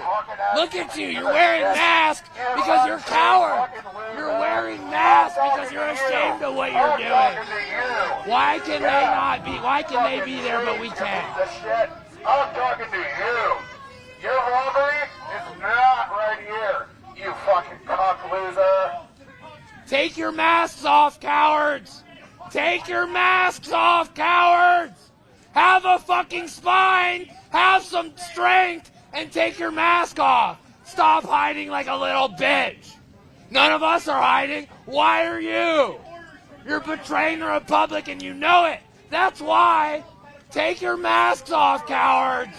Take your mask off, you pussy little bitch. You're laughing because you know it's true. You wouldn't do shit without that CS gas and that badge. Without it, you're just another punk-ass little bitch. Fuck you, you fucking Nazi. And fuck you, you traitor. You don't even know where your property line is, you cocksucking piece of shit. Fuck yourself. Fuck yourself.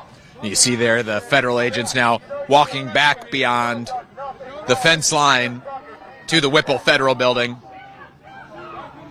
Fuck yourself. No, fuck yourself.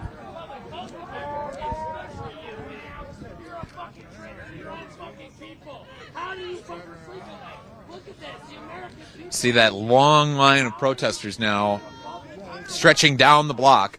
Oh, you got nothing to say? He's gonna spit you, you cock loser.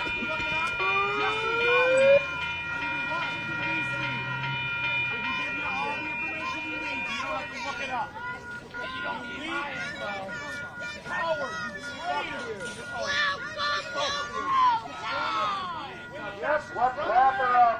Wrap her up. Pull her up over. Let's go. Fucking fat piece of shit.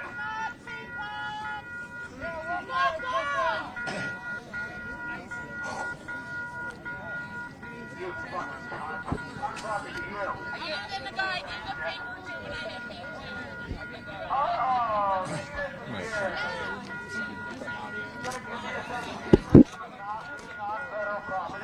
I'm going to have to make it out.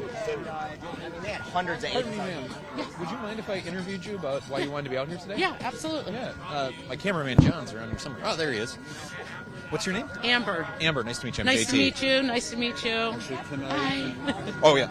Yep. All right. All right. Amber? Yeah. All right.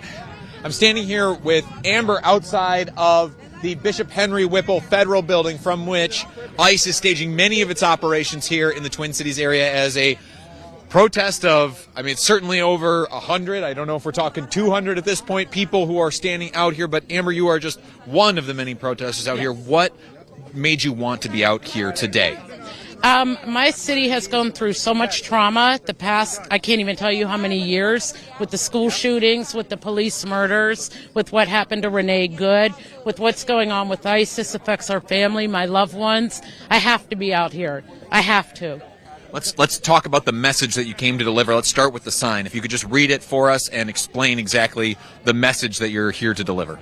My sign says, "This is the machine we rage against." Renee Good and Jonathan Ross. We got to stop this. We cannot have this in our city.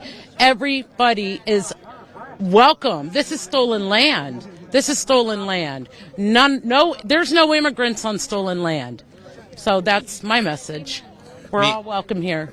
Yes. Okay. You got to the heart of it right there with you feel everybody should be welcome here in this country. The Trump administration has said that its crackdown on immigrant communities, not only here in Minneapolis but across the country, have been about safety, though I think at this point It's about brown people. it's about It's about brown people. It's about racism. And if he really wants to crack down on immigration, start with your wife and your birthright citizenship son. Facts. Yes. So do you feel like this is just the president then calling out his particular minority group of choice of the week to terrorize? Okay, you're saying yes. Where do you see this ending then, or how do you see it ending? Well, if anybody remembers 2021 Minneapolis to George Floyd, it's not going to end well for ICE. It's not. We will fight. We will stand up. We are a strong city. We are a great community. We welcome all of our community members, so it's not going to end well. How can you give us some examples of that strength that you have seen in the face of these ICE operations, in the killing of Renee Good? Maybe just an example of two of how you've seen that this community exhibit strength. My community has came out since this happened to protest against it, and we will continue to. We will continue to speak as a community and work as a community, and we are peaceful.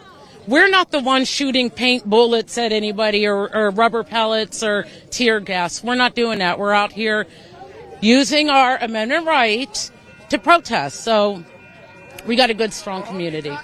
Yeah. But there's a call to action. This needs to be handled by the state.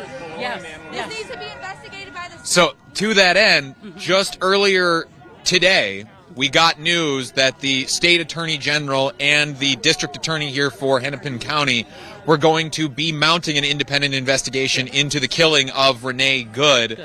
So it won't just be the federal government investigating itself anymore for, if it was, if there was any wrongdoing in this shooting. What are your hopes for justice coming out of a truly independent investigation? Jonathan Ross is arrested, charged, and sits in prison. That is the hope. Is that where it should end? Absolutely. Well, it shouldn't end there. We got to still keep fighting against what is going on here, but definitely it would be a step in the right direction if he is charged.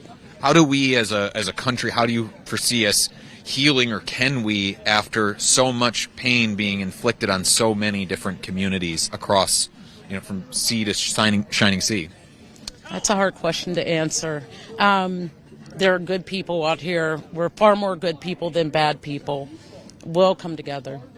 We will. We'll come together.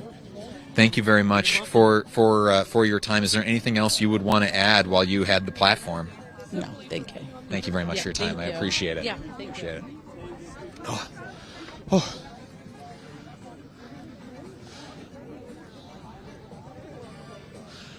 So we've been live out here for, looks like going on an hour and 45 minutes now. I'm going to take just a very quick break just to catch my breath here off camera, and then I'll be right back with you. But again, just to set the scene before I do that, if you have joined us at any point since the very beginning of this stream, I just want to say where we are again. This is the Whipple Federal Building. This is the Whipple Federal Building just outside of Minneapolis, Minnesota. And it is from this building where ICE agents have been staging many of their operations here in the Twin Cities area. There is this protest that has gathered here in that time. It started when we started going live. I think it was probably about 20 people, a little bit more than that, maybe 30. And now it has swelled to this. Several hundred. We've seen some, at times, violence being used by the Trump administration, by their police coming out of the federal building to push protesters back across the yellow line here in the middle of the road. That is the arbitrary marker that the Trump administration, its agents are saying that the protesters can go no farther than that line. So the protesters coming right up to that line at times, coming across it, times going right up to the fence of this building to make their voices heard, to call for justice for Renee Good, who was shot and killed by ICE agent Jonathan Ross just 2 days ago, and also calling for an end to ICE operations here in the Twin Cities area where the Trump administration has made its focus. It started with Operation Metro Surge last month, We've been here on the ground. We were here on the ground last month for several weeks, showing Operation Metro Surge as it was being carried out, as a pregnant woman was dragged across the ground by ICE agents, as agents terrorized Somali communities. And then over the Christmas into New Year's, we had right-wing provocateur Nick Shirley release a video that was riddled with inaccuracies, but alleged widespread fraud at several Somali daycares. And that then seemed to prompt the Trump administration into increasing its presence here even further, resulting in Border Patrol being deployed here just 2 days ago, and it was on the first day of that deployment when Renee Good was killed. And that brings us here to what we're seeing today. So I'm going to take just a brief break here off the mic to give my voice just a second to rest, and then I'll be back here with more interviews and more coverage as we continue to monitor this protest and the clashes with Trump administration agents.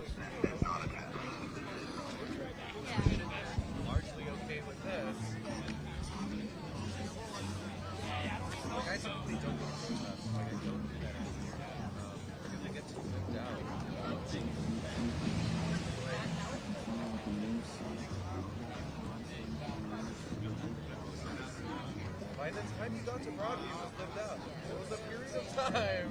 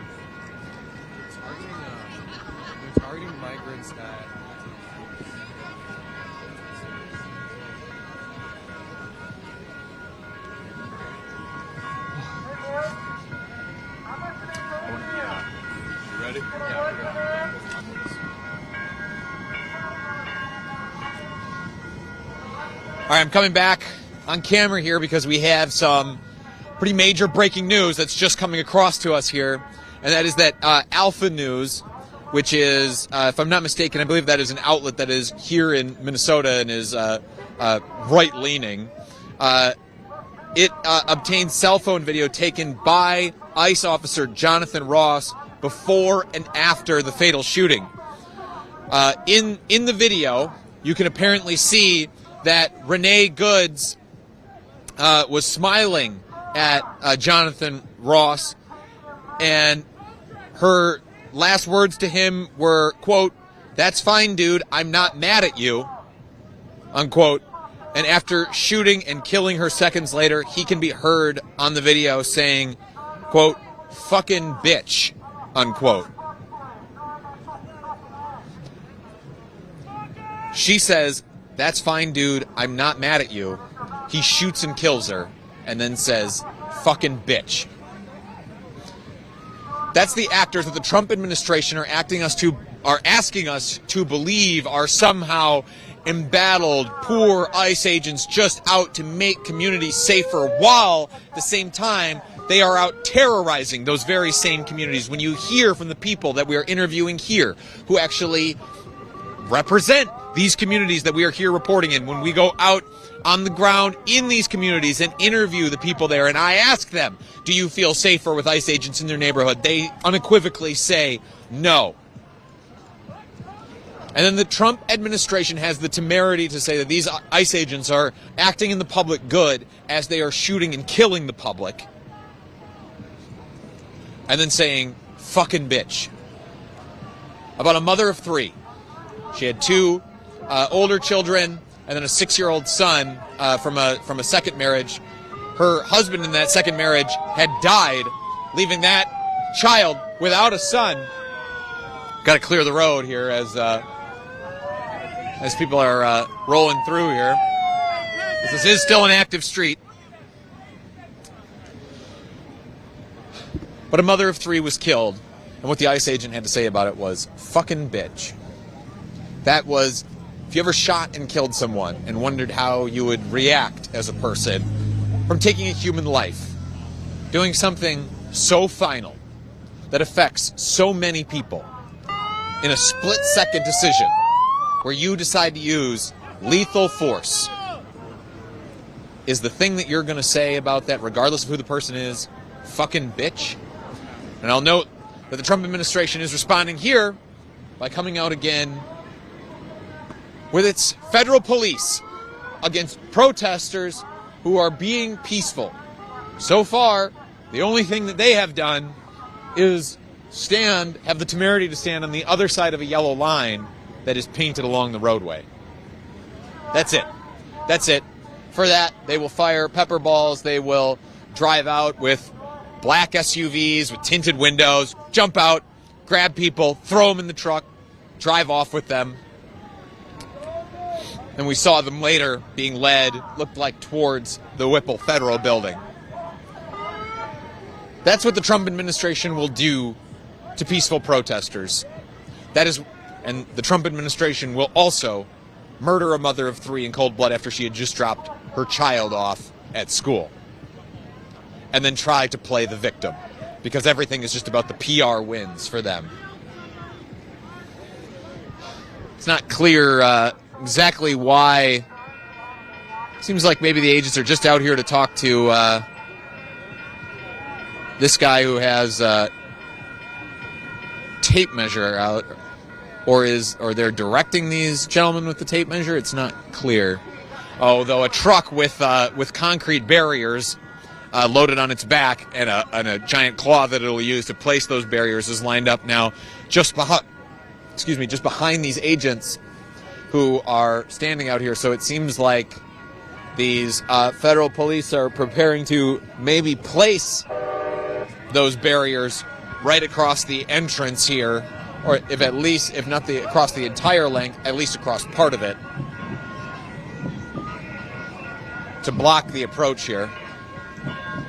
Which would suggest then that ICE agents, if they're not already, are using other entrances here to the federal building.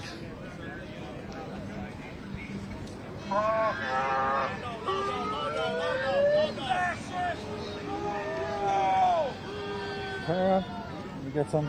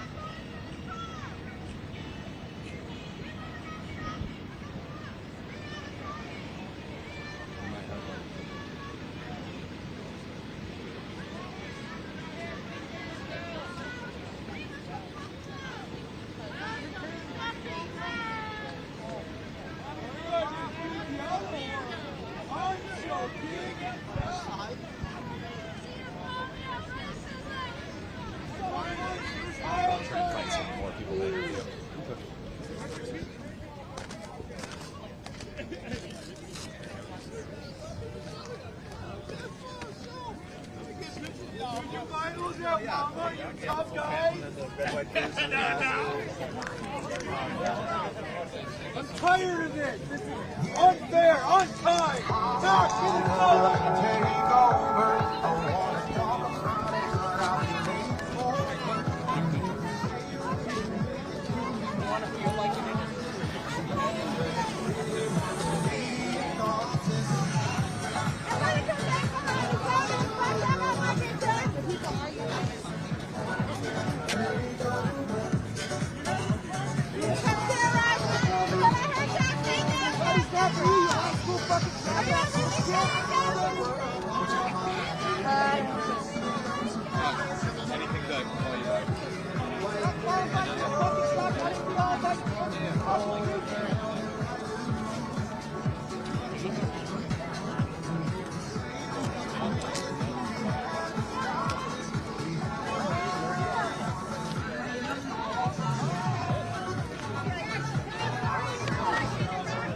All right, I'm standing here with Anaya. Anaya, if I could have you start, just if you could spell that for me. Anaiya. Thank you very much. What made you want to be out here today? I mean, it's a very clear violation of human rights. We're watching it in real time. I mean, everyone can see what's happening. We're in 2026. We're all aware of not only the human rights violations, but we have federal officials that are spreading false legal information that are backing up these very dangerous organizations with propaganda that they are immune to murder. There is no immunity against murder, and especially when they violated her constitutional rights. If anyone can play back that video, it is very apparent. So when people are standing out here, they're standing out because they don't want a precedent of anyone being able to be murdered for anything, because a small man with a gun feels threatened by your existence for living in a way that doesn't fit in his tiny little box. Everyone has a right to coexist and live peacefully. And what was the message that you came out here to deliver, to send to the Trump administration? That this needs to be handled on a state level. You've shown your incompetency not only to our state but the world. It's truly a laughingstock, and Minnesota is competent to take on this trial. And we want justice for Renee and for our community. So just here, there's some news that's come out just today. First of all, that the Attorney General, apologies, there's a lot of noise going on in the background, making it difficult to focus. But the Attorney General for the state of Minnesota and the Hennepin County District Attorney have come out and said that they are going to launch their own investigation into Renee Good's shooting. What's your initial reaction to hearing that news, that it won't just be the federal government investigating itself? It's something that the federal government is also fighting back against, though. So that makes me, in a sense, worried, because even though Minnesota is fighting for it, we have federal agents that are vetoing our state to look at this investigation. Timeliness is of great importance in investigations like this, and to get witnesses their testimonies as soon as possible. They're pushing the line. Hold on. Yeah, absolutely. And now we're seeing this truck here with the concrete barriers loaded on it, moving out here. It looks like to place the barriers to block this entrance to the Whipple Federal Building.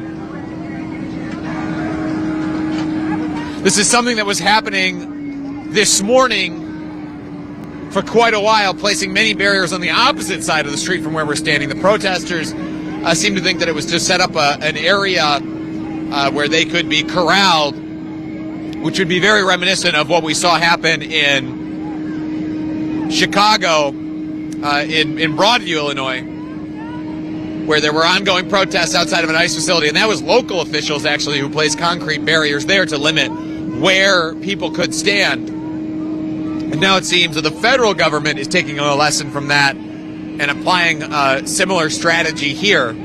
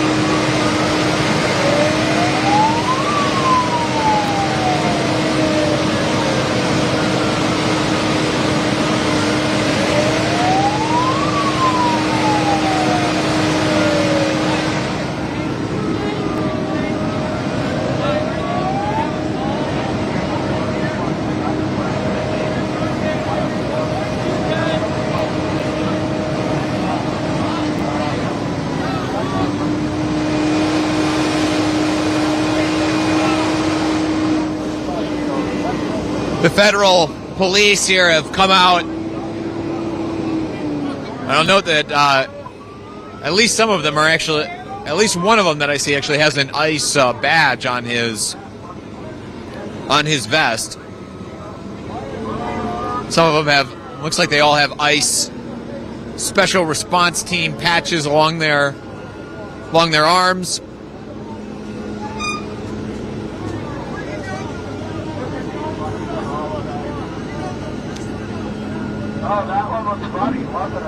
They're here protecting a truck that is just to their left here, out of frame, as that truck is placing concrete barriers.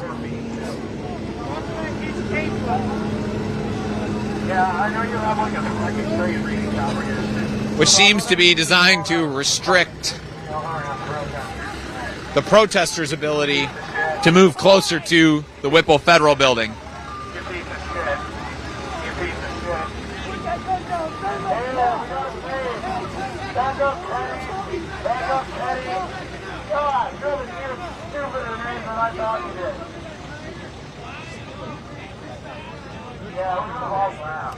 John, at the far end there's an ICE agent who's actually talking back to the crowd. I want to try and hear.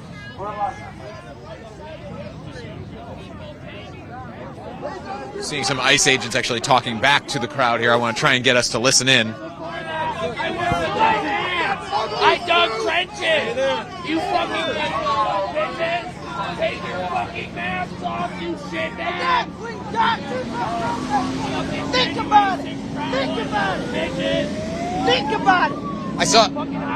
What were the agents saying? I was telling them about how my friends are living in terror, how they picked up my friends who are citizens, how my friends are trapped in their apartment, they can't leave, they're starving. And he said it wasn't him. He had no empathy. He said, it's not me. I said, you're part of the system, you're contributing to that terror. And he kind of shrugged. He then turned to this guy to deflect the conversation. He said that was a paid protester, and then he walked away. So, dismissing the protesters being paid protesters, not showing empathy or really understanding that they are participating in a system that is systematically harming communities across the country. Yeah. I'm sorry to hear about your friend who got picked up. Are they okay? They're okay. They were just recording. They chased after them. It was Bovino. Bovino actually arrested them. They were just at Target, working at Target. They see ICE come in. They were recording peacefully, and they chased them down and targeted them. They were just 18, just kids. You know, a lot of these people, they see people angry. They just think they're paid protesters, and they shut down all empathy. It's insane. How small you are. You feel like a big man. And that repeating that point of being paid protesters, obviously a very popular point. A very popular talking point for the right wing to try and use, though it's false. I have never, in all of my years of reporting, ever come across a protester who was paid to be there. But it's a favorite right-wing talking point, and as we've reported here on Status Coup, we brought you this reporting that, you know, the Trump administration is actively advertising in conservative spaces for new ICE hires, attempting to build, in effect, a partisan paramilitary force. If, John, you want to just pan around there and show, you know, you'd be forgiven for thinking that these were members of the U.S. military or the National Guard who were out here, but no. These are ostensibly police, quote-unquote. They are ICE officers standing out here. Oh, and some of the some right-wing provocateurs have arrived. We're going to keep an eye on that as it develops.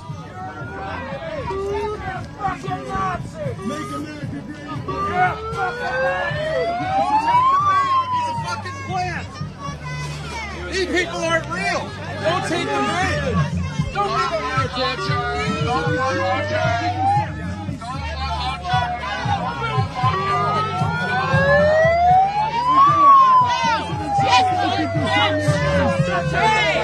Get the motherfucker! We can't hear you!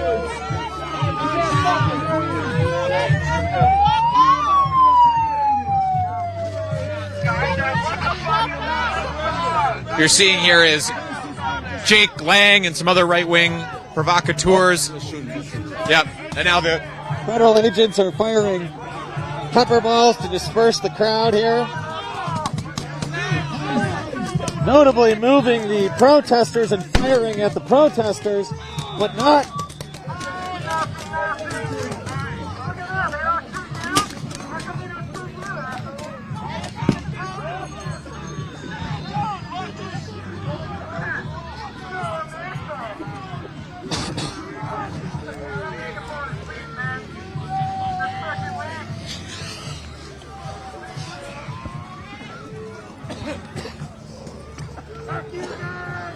their agents were firing.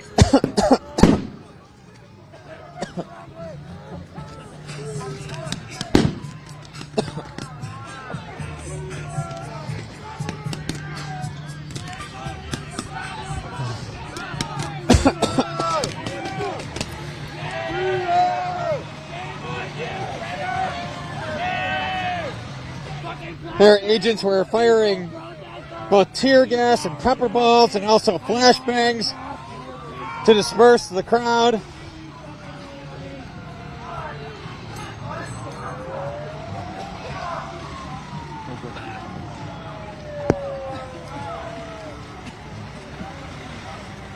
And using quite a lot of it too, I'll note.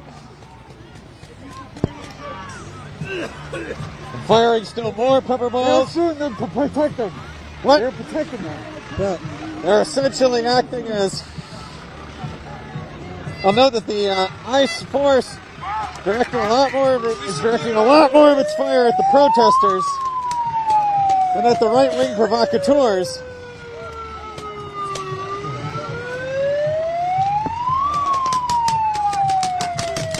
Firing many pepper ball rounds now at the crowd. Looking to target it. They're pointing at particular people in the crowd.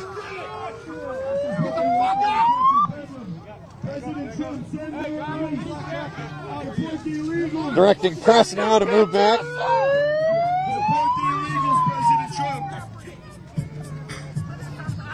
Support every single last one of us. Send it back to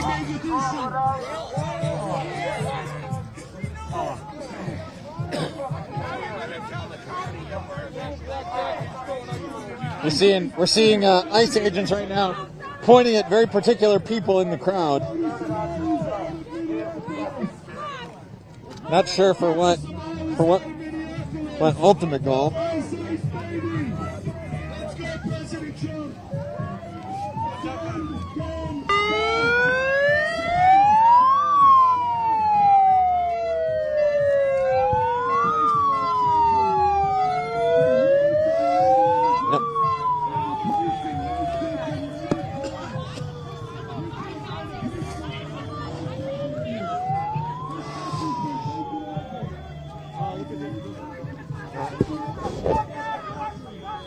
A lot of the protesters are kind of now splitting off into two groups. There's one that's continuing to follow and try and shout down the right-wing provocateurs, and there is another group that is remaining outside of the main entrance to the to that one entrance to the Whipple Federal Building.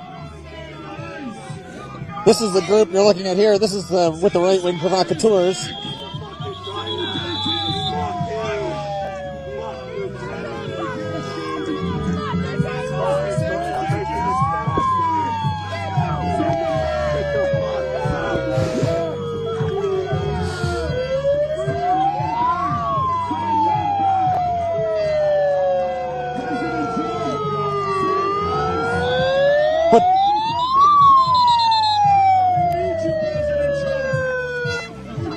I want to point out that more of the ICE agents are coming back down this way now.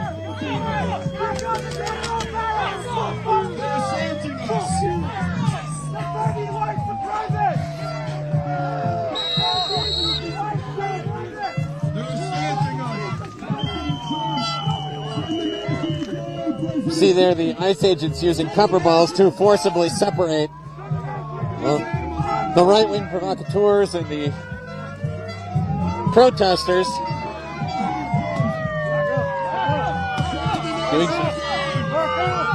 Also clearing the way for a car to be able to get through. Shoot this motherfucker! What the fuck is wrong with you? You're seeing ICE essentially acting as security for the right-wing provocateurs here, keeping the protesters back and forming an actual perimeter around those right-wing. Fuck this piece of shit! You're protecting them. Why are you not shooting? They're the agitators. Crowd is yelling back at the ICE agents, saying that the right-wing provocateurs are the agitators.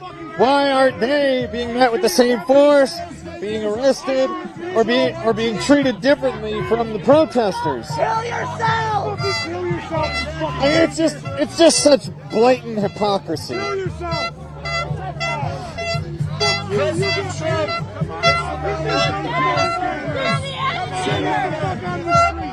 the Somali Sackers back over. Our country is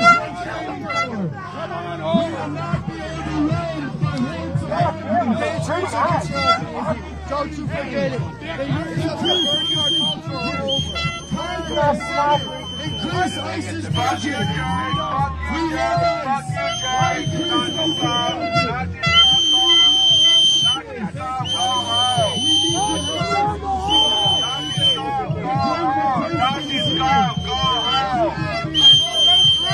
You see a protester there grabbing at one of the signs the provocateurs holding.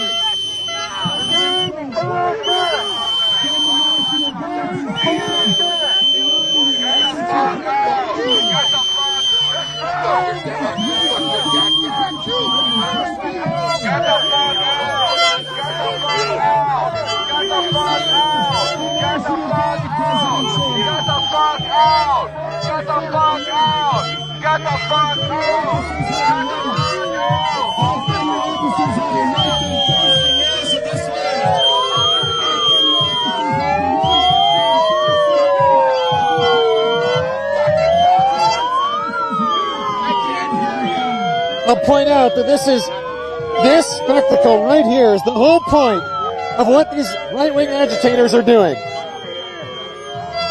These right-wing agitators come here specifically for this outcome.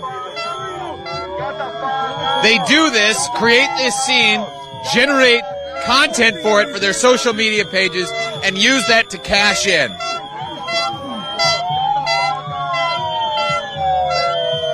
It's all a grift for them.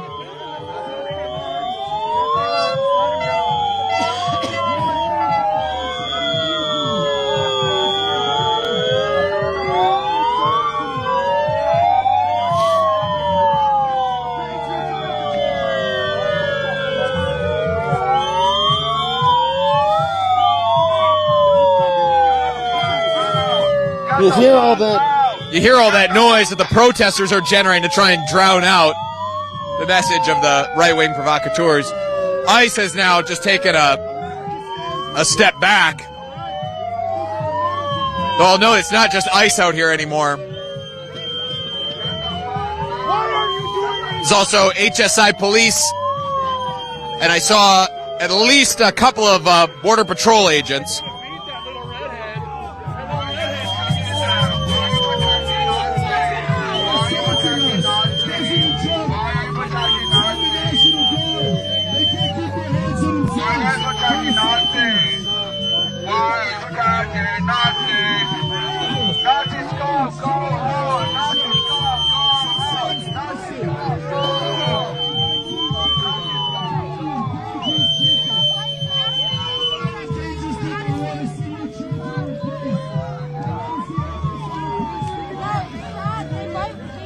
And this is the state of the of First Amendment rights in the United States. These are people who are out demonstrating, of course, but it's all on one side. You have a mass of people.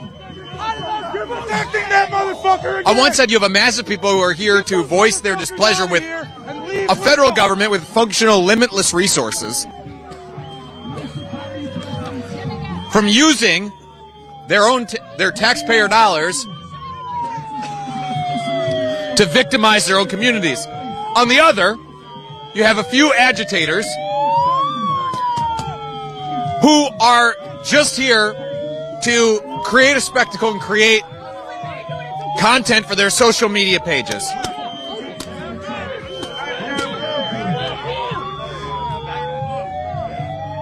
But that's what discourse in the United States has been diminished to on the right.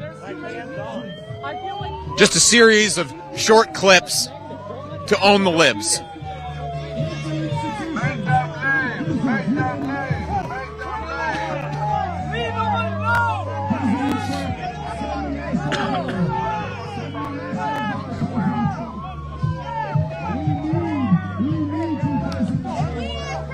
And I'll note that the federal police are sort of seemingly torn between acting as private security for the right-wing provocateurs and then just stepping back. I think you can kind of tell based on some body language out here that they're not sure what their role should really be here, if they should be protecting those right-wing provocateurs as they're doing sometimes, or just protecting the federal property.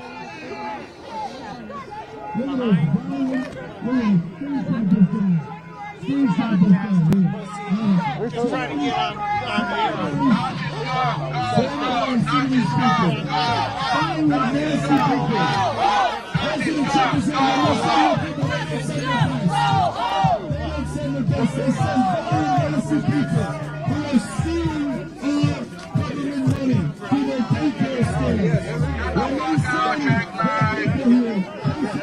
Yeah, and I'll just point out, we just had a gentleman who came up who thought that he was kind of shoving a sign in my face trying to separate me from John. It seemed like he thought that we were like right-wing content creators, like what we're seeing play out in front of us. Assumed that we were, one of those groups when in effect, how much battery do you have? I had to tell him that we've been reporting here on Operation Midway Surge for the last 2 calendar months now. 29. And then once he came to understand that, these are actual reporters, journalists, then he left us alone. President Trump, you're doing a phenomenal job. Thank you, President Trump. Thank you, President Trump. Trump sucks! Fuck Trump! Invader mongrels gotta Fuck go. Trump! Fuck Trump! Send him all the invader mongrels. President Trump, the stealing our daycare money and the healthcare fraud in Minnesota is in the billions. It's in the billions. I wish Renee Saruski was here anymore. Maybe she'd be around. Somebody shut this fucking idiot up! We need the national guard. All kinds of... That's so fucking stupid! President Trump, send ICE into every household. You ought to Trump your daddy! Trump your daddy! Trump your daddy! You don't like Trump's dad! You should have Your mother shall swallow! Your mother shall swallow! Every door to door. Don't stop. Every Walmart parking lot. Your mother shall swallow! Send them all back. We've seen quite a few of the federal agents now get closer to this crowd here.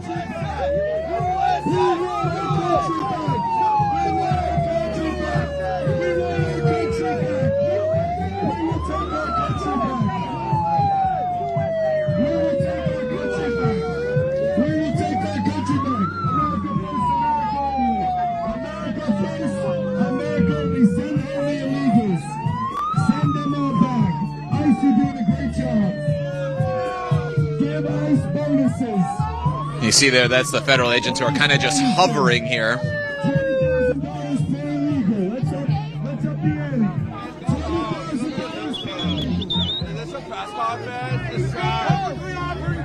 Is this a hand job? Is this a grinder day? Is this a grinder day? Ignore this guy. Turn your back. All right, follow the leader. Household in Minnesota. The violent left. Trying to steal phones. Trying to intimidate Bush people.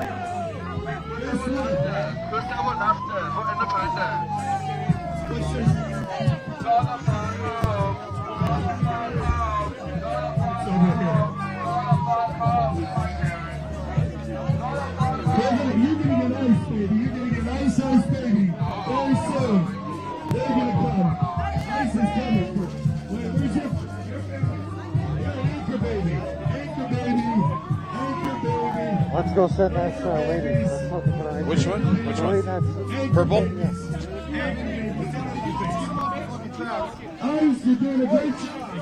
You're doing a great job. Look at You're getting violence here. Violent leftists. What were you saying to the... I was asking him if they know each other, if they all know each other, because if they're going to vouch for each other, they should know each other. They should know that it takes more than 47 days to be trained to carry a gun. They should know. So I just asked him, and he wouldn't answer. Didn't give you any answer? No. Just moved you along, or... He said, move along, please. He said, please. But I said, are you from Minnesota? And he didn't answer. And I just want to know. They all vouch for each other, so they should know. Especially the guy that shot the woman the other day. They should know who they work with. They should know their credentials. I had to know as a teacher. They should have to know too, especially because they're carrying guns.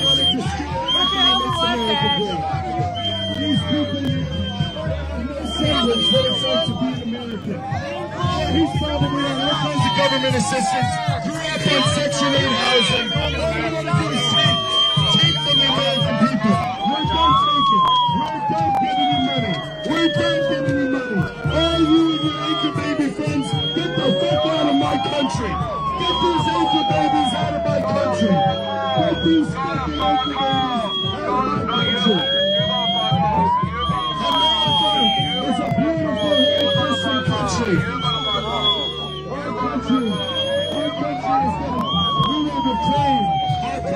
You see a lot of the protesters now have just reformed along that yellow line where they've been told to stand, continuing just to demonstrate now over there.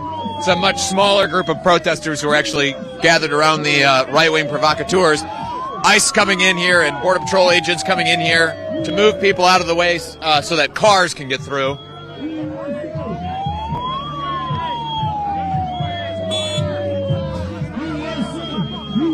Because God forbid should protesting the slow decline of American democracy and a belief in a multicultural state, that protest, God forbid it should block traffic. Reclaim the homeland. Reclaim the homeland for the Christians. Get these Satanists out of here. Satanists out of here. President Trump, you're doing a great job. President Trump's doing a great job. Send ICE to every household in Minnesota. Send them to Chicago. Send them to New York. We're so blessed. We're so blessed in this country. At least one of you is not afraid to show his face. I'm proud of it. It's white boy summer. This guy's a fucking loser. Let's go.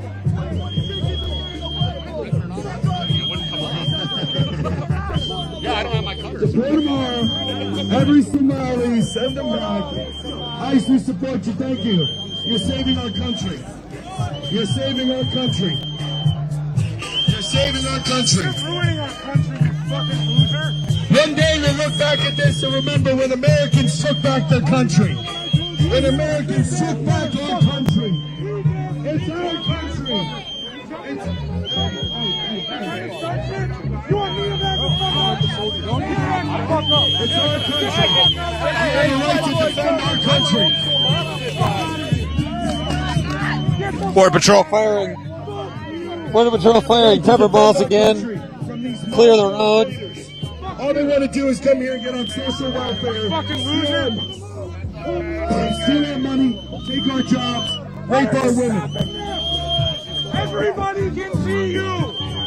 We know what you're doing. ICE, you're not gonna get away with this shit. And this fucking bitch is gonna get what's his one day.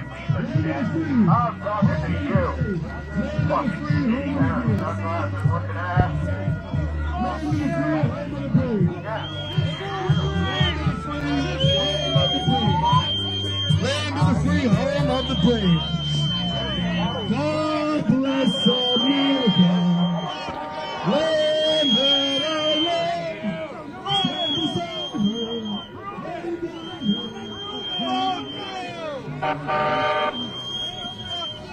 We're doing great, guys. It's this ice.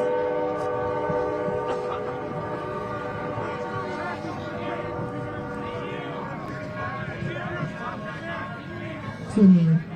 But down there. There we go. God bless America. They're violent on. Who knows, it could be some Somali cow urine. Might they like to wash themselves in the cow urine, I heard. You guys see it online. I heard you washing themselves in the cow urine, right? You just got a Somali cow urine washing. That's usually, you have to pay for that. Usually you have to pay for that. Was a coward, Scott! Hey, make sure, put ice on again. Put on ice, baby. Put on ice. It's ice, baby. Country will not fall to you violent migrants. Our country is going to stand for another 250 years of beautiful Fascism! Fascism! You are all fascists! beautiful You are all freedom. traitors to the Republic! You are all Nazis! Tim Walz, you're a retard. Tim Walz is a retard. Tim Walz is a retard. Tim Walz is a retard. I keep getting assaulted over and over again. Look at this violence.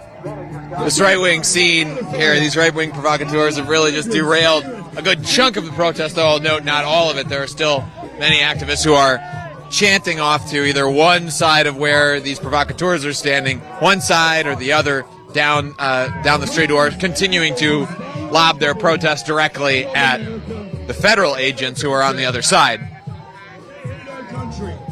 All the first generation Americans here to steal the future for your children. First generation stolen American. These people are stealing passports. Just because you own a passport doesn't make you an American, okay? You're on conquered land. People are assaulting us as they're watching assaults. Gotta make arrests.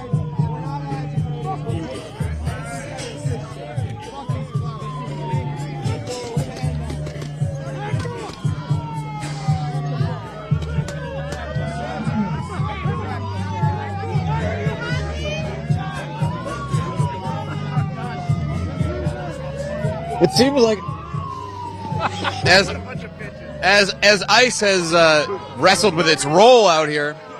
There's absolutely no reason for that. What happened? You turned ice off. Turn it back on.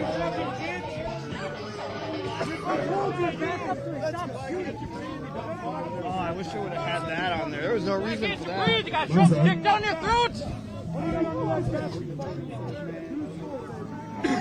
If God wills it, it will be done.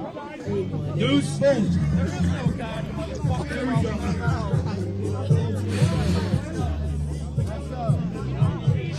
Thank you, Ice. We love you guys.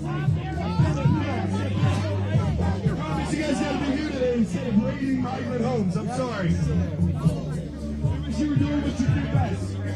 Clearing our country of the vagrant scum. Carpetbaggers from South America here to steal your children's future. This is our land. This is conquered land. This is conquered land. This is conquered land. And we conquered it. And we took it. Guys, I'm a proud infidel. I'm a proud infidel. What's up? Violent migrants. Violent migrants. Violent migrants.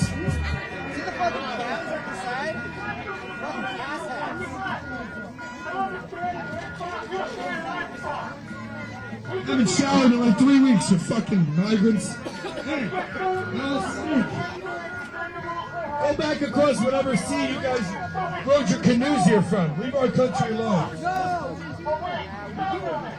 Over here, they said they're drug dealers, they're mentally ill. President Trump was 100% right. 100% right. They've cleared out the mental institutions, and these are the people that come here. Violent, angry, they hate our country, they want to steal our money, the daycares and healthcare fraud. I wonder if he believes the Somali healthcare and daycare fraud to the tune of hundreds of millions. And that's just the tip of the iceberg. These migrants have been sent here as biochemical weapons to destroy white America. They have been sent here to destroy our country. Seeing agents move in here with a fair amount of urgency. Going into the crowd.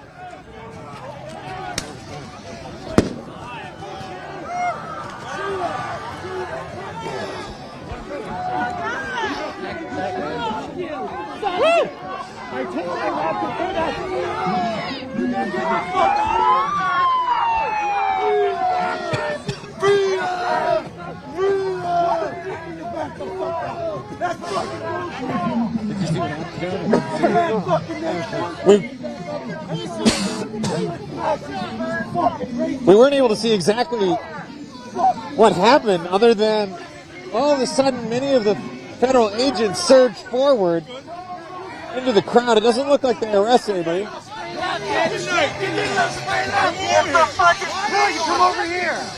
Come on, give me a little spray. Little Nazi bitch. Couldn't make it. Couldn't become a local police officer. The paramilitary forces will establish their power. And when they use you up, they will throw you out too. You think that liberals are your problem? Fucking technocrats are your problem. People with more money than God to decide what's going to happen to you for the rest of your life is your problem.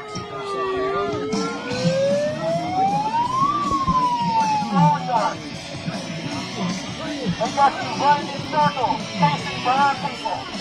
Like that's the cause. And that's why our government is here. It's not AI. Right? It's not Russian. It's gotta be the Browns. It's gotta be the Hondurans, the Venezuelans, and the Lithuanians. It's gotta be Don't violating that gator. You dumb fucking piece of shit. Yeah, I'm talking to you. I'm talking to you. What's your fucking excuse, asshole? His fucking neck gator violates flag code. And you got anything to say to the people? What? Do you have any excuse?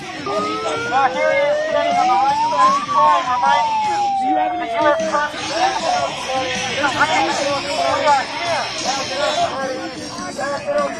Now they're pulling back. Fuck you, you smoking. Fuck you. Fuck you. Fuck you. Fuck you. Bring your fucking car. Kill yourself, guys. Real question. I just want you to quit your job. But up here, you can kill yourself, and I don't care. Hey, real question. Why did you arrest her? Why? Like, answer me. Why? Why did you arrest her? Why? Scared of some fucking water now? Look, doesn't that feel like a sense of force? Talk about professional officers. They're right over there. Came out here to stop. Look. You know that. Doesn't that feel like excessive force? Hundreds of us. It also should concern you that his numbers are so small and your numbers are so big. That's just not big well for your long-term bias, Kelly. Look. Oh, he's the one that wants to put you in the gas chamber. And you still have a torch. And we will put you all on trial.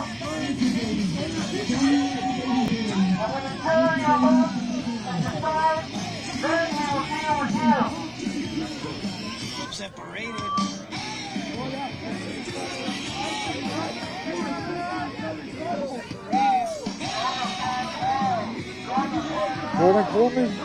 What's that? Brother called me. He didn't call me.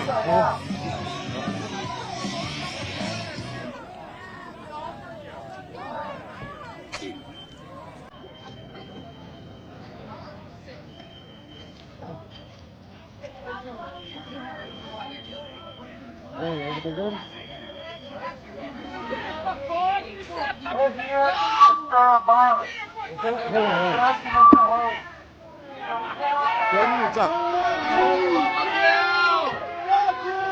You didn't? Oh, okay. John thought you did. Oh, okay. That's that check. 30%, so we got to be getting pretty down there. Oh, yeah. 17%. Excellent. That's fine. I think this is something.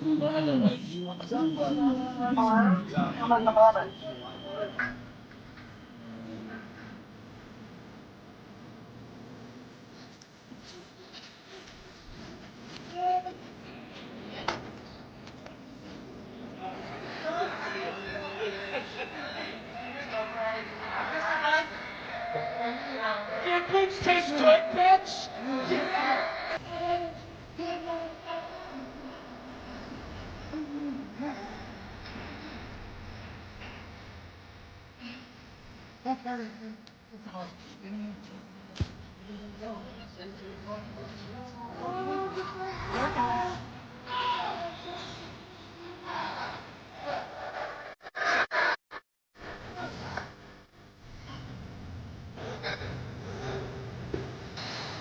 All right, so you have the guy that was cooking burritos. He was making breakfast burritos over there. He's going over and offering the federal agents food.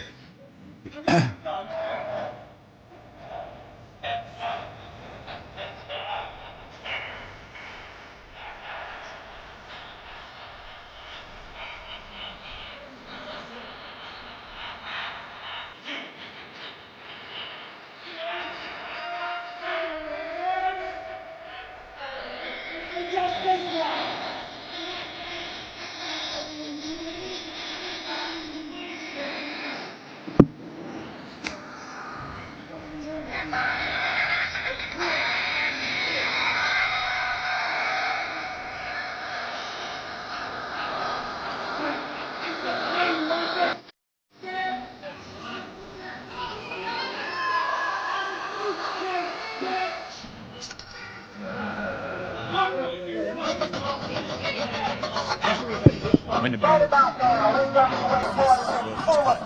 They want to save me.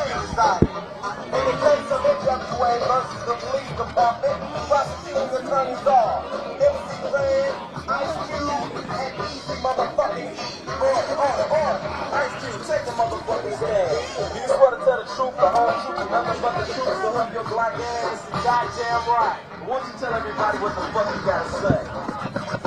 But the police coming straight from the underground. The young nigga down back with a brown. And like the other time, some police think they have the authority to kill a minority. Fuck that shit, 'cause I ain't the one. No, punk motherfucker with a back. You see here, this scene's just kind of devolved into a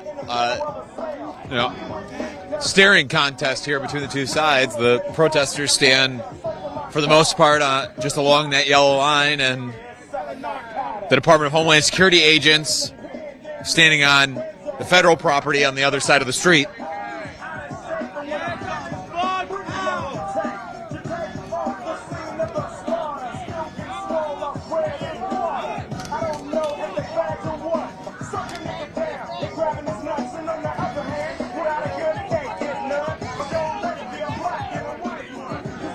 And I mean, the use of those pepper balls have gotten so common, I don't even feel the need to comment on it every time they get fired, and another plume of it goes up into this crowd. Which is probably a sad commentary on just how easy it is for those federal agents to just reach for that force immediately. Immediate, just go right to firing rounds. When you're a hammer, every problem looks like a nail. And when you're a law enforcement agency that's being funded at levels greater than many countries' militaries, using force and all of the weapons at your disposal suddenly seems like the best way to solve every problem.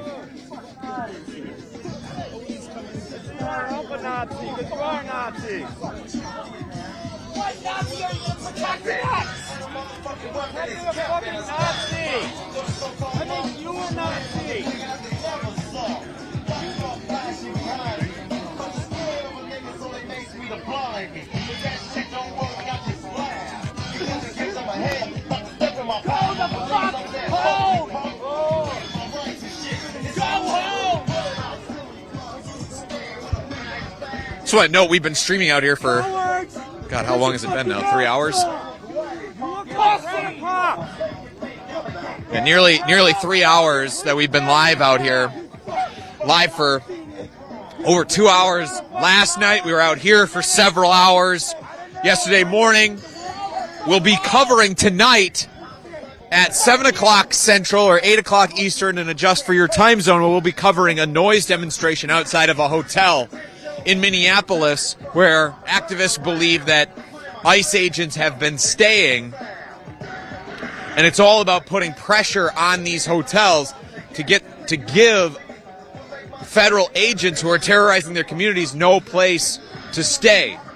And it's been met with some success because a Hilton location here, did refuse to serve federal agents, to the point that the Department of Homeland Security even posted about it on social media, which gathered a whole firestorm and led to the Hilton corporate office actually disavowing what this one particular hotel was doing.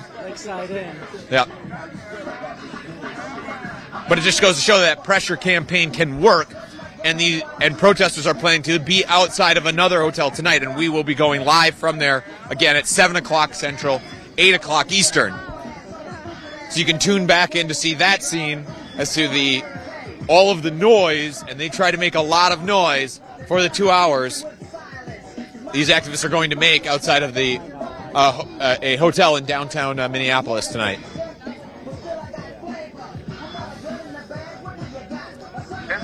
And with us doing this, covering demonstration after demonstration in the wake of an ICE agent shooting and killing a woman here in Minneapolis on its south side.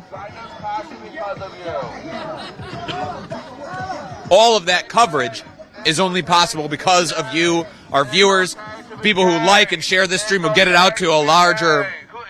I've seen that guy before.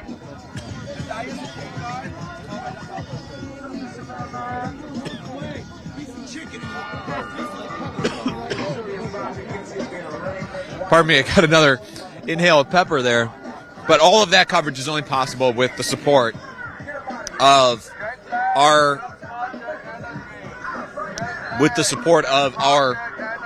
members and of the people who like and share the stream and do everything that they can to help lift up this on-the-ground journalism, this look at what things are actually like here on the ground. So if you are doing that, thank you so much, helping get the word out, because the algorithms do not reward the shoe leather journalism that we do.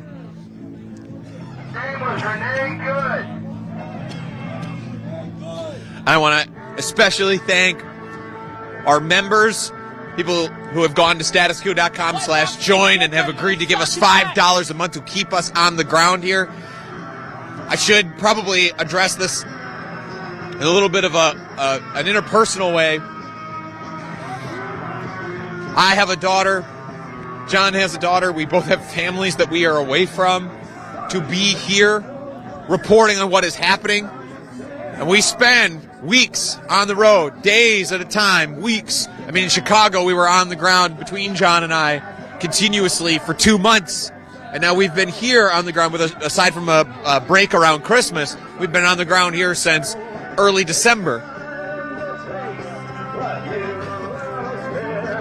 Because we believe in lifting up these stories and not just parachuting in and telling one story, but staying on the ground, lifting up the voices of the people in these communities who are being directly impacted. That is worth the pain to us of being away being away from our families for that time, that we recognize what we're doing is important work, and it would not be possible without our members. So please go to statuscoup.com/join for as low as $5 a month, 16 cents a day. You go to support the cost that it costs John and I to stay in a hotel, to eat, so to have a place to rest, to eat, to feed ourselves, to be able to replace gear on our camera, to afford the travel and the flights to get to these places. It's all thanks to you. And if you are a member, thank you. If you've just become a member, thank you. Thank you so much.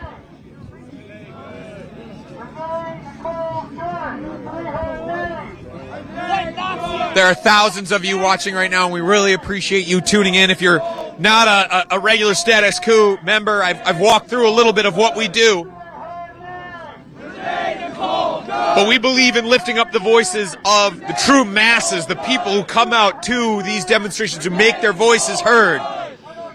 Not of just showcasing the voices of those who already have power and giving them an even greater platform. We like to lift up the people here in these communities that are being directly victimized, either by corporate power or by the federal government, by the Trump administration that is currently terrorizing these communities.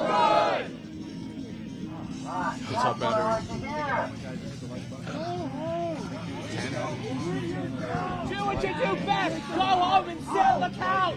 Do your job.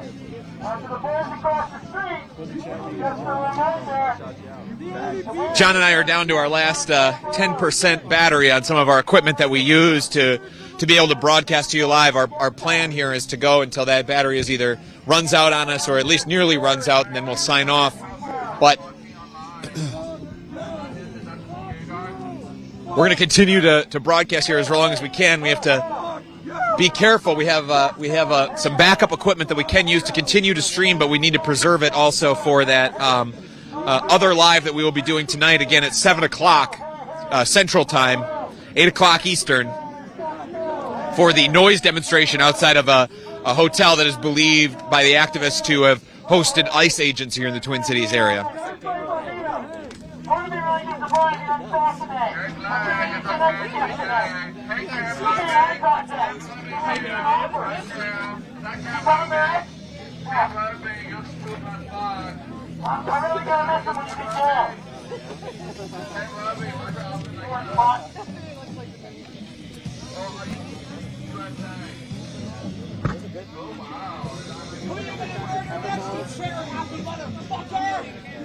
Yeah, look at me, you bitch! How do those boots taste? Things have seemed to have really just settled into kind of an unstable normal, I would say, right now, with the protesters on one side of the street, the right-wing provocateurs on the other side of the street, and then standing on the Whipple Federal Building property, all of the federal agents. Fascist pigs! Fascist pigs! Fascist pigs! Crowd now chanting fascist pigs at the agents who are on the other side of the street there. Earlier they were chanting, say her name, Renee Nicole Good, for Renee Good, who was, of course, shot and killed by ICE agent Jonathan Ross.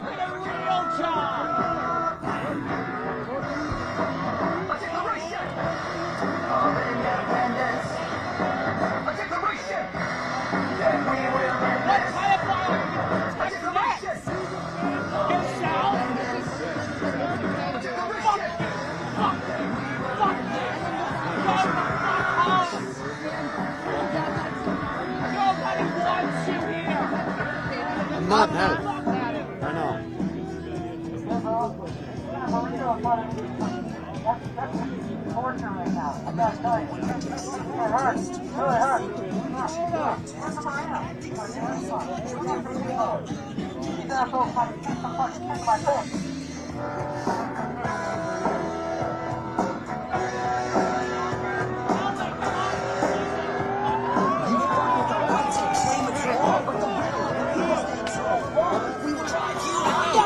It's instantly, as soon as a car comes down the street, in this case it seems to be more federal agents, as soon as they come down the street, it's instant firing more pepper balls, acting as guards.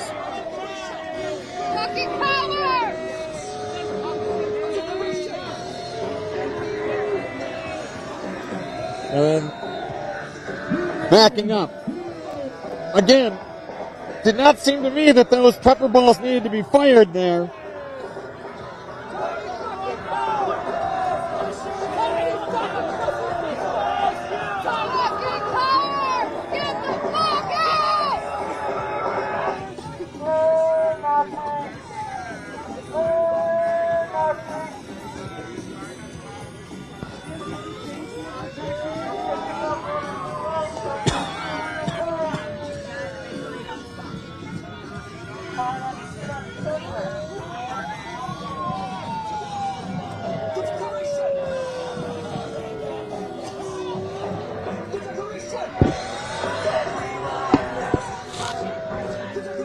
But those pepper balls that were fired just a moment ago, I'd note it did not seem to me they needed to be fired. The agents, just by walking forward, was enough to make the crowd move back. It's just cruelty for the sake of cruelty. And demonstrates that these agents don't really seem trained in how to de-escalate a situation, or at least handle a situation without immediately escalating it.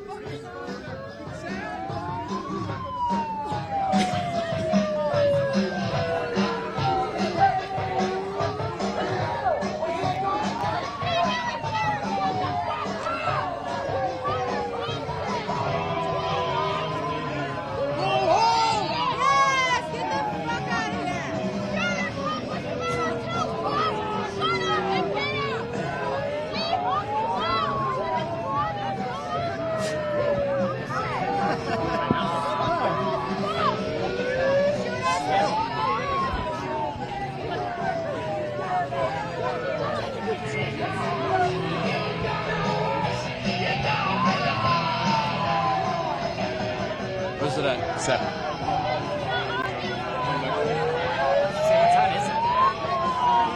Agents coming back out into the street now.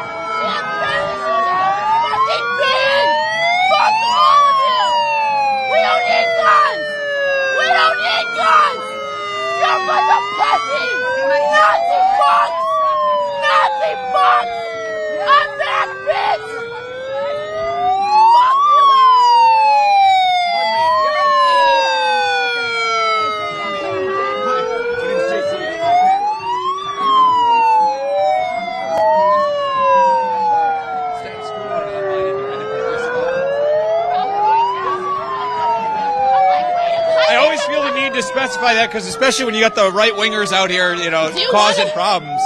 Yeah, if we could step away from the, we could step away. Can we get away from the sound a little bit? Right there is fine. Sorry, I'm like not very stable. That's all right. Yeah, you come over here. Just got to get the sun on your face a little bit. So if you could angle just a little bit that way. Perfect. All right. And your name one more time, boys? Liv Polaro's Music is a tag. I'm an artist. Okay. And just advocate. Yeah, so why don't you just start by spell your name for us, please? P-O-L-A-R-O-S-E or Liv L-I-V. All right, Liv. I wanted you to just start by telling me why you wanted to be out here today. Do I have to say much? And what I will say is those guys over there are Nazis. They want to spill blood. Do not let them. What separates us, this community, from MAGA is that we don't need violence, we don't need guns, and we don't need mess to stand up for what we believe in. So get out, get in your community, and let's get the... Can I swear? Yeah, go for it. And let's get us the fuck out! That's it! Is that the message you came to deliver? Just get the fuck out? I mean, is that... No, I think we need to really lean into love. Like I did in my other interview, like, lean into love. Love is the answer to all this. Love defeats all. And I hate to be, seen in such a light of, like, fighting and fight, but that's what we need to do. But not anything physical. We need to remain peaceful because that's what they want. I see comments on stuff saying, yes, I want to see the left's, or the streets filled with the left's blood. These are the type of people that join ICE and murder women. Renee Nicole Good was murdered by an ICE agent, an ICE Nazi. These are not people that should be working for our government, American government. I'm ashamed and I'm embarrassed. I know Americans that travel abroad and don't say they're Americans because they're embarrassed. So is this the Make America Great Again? Is this what's so great about Renee's death? What's so fucking funny too? Because these guys just keep laughing and smiling and taking Snapchats and TikToks and whatever of us. I even see them with the investigative camera taking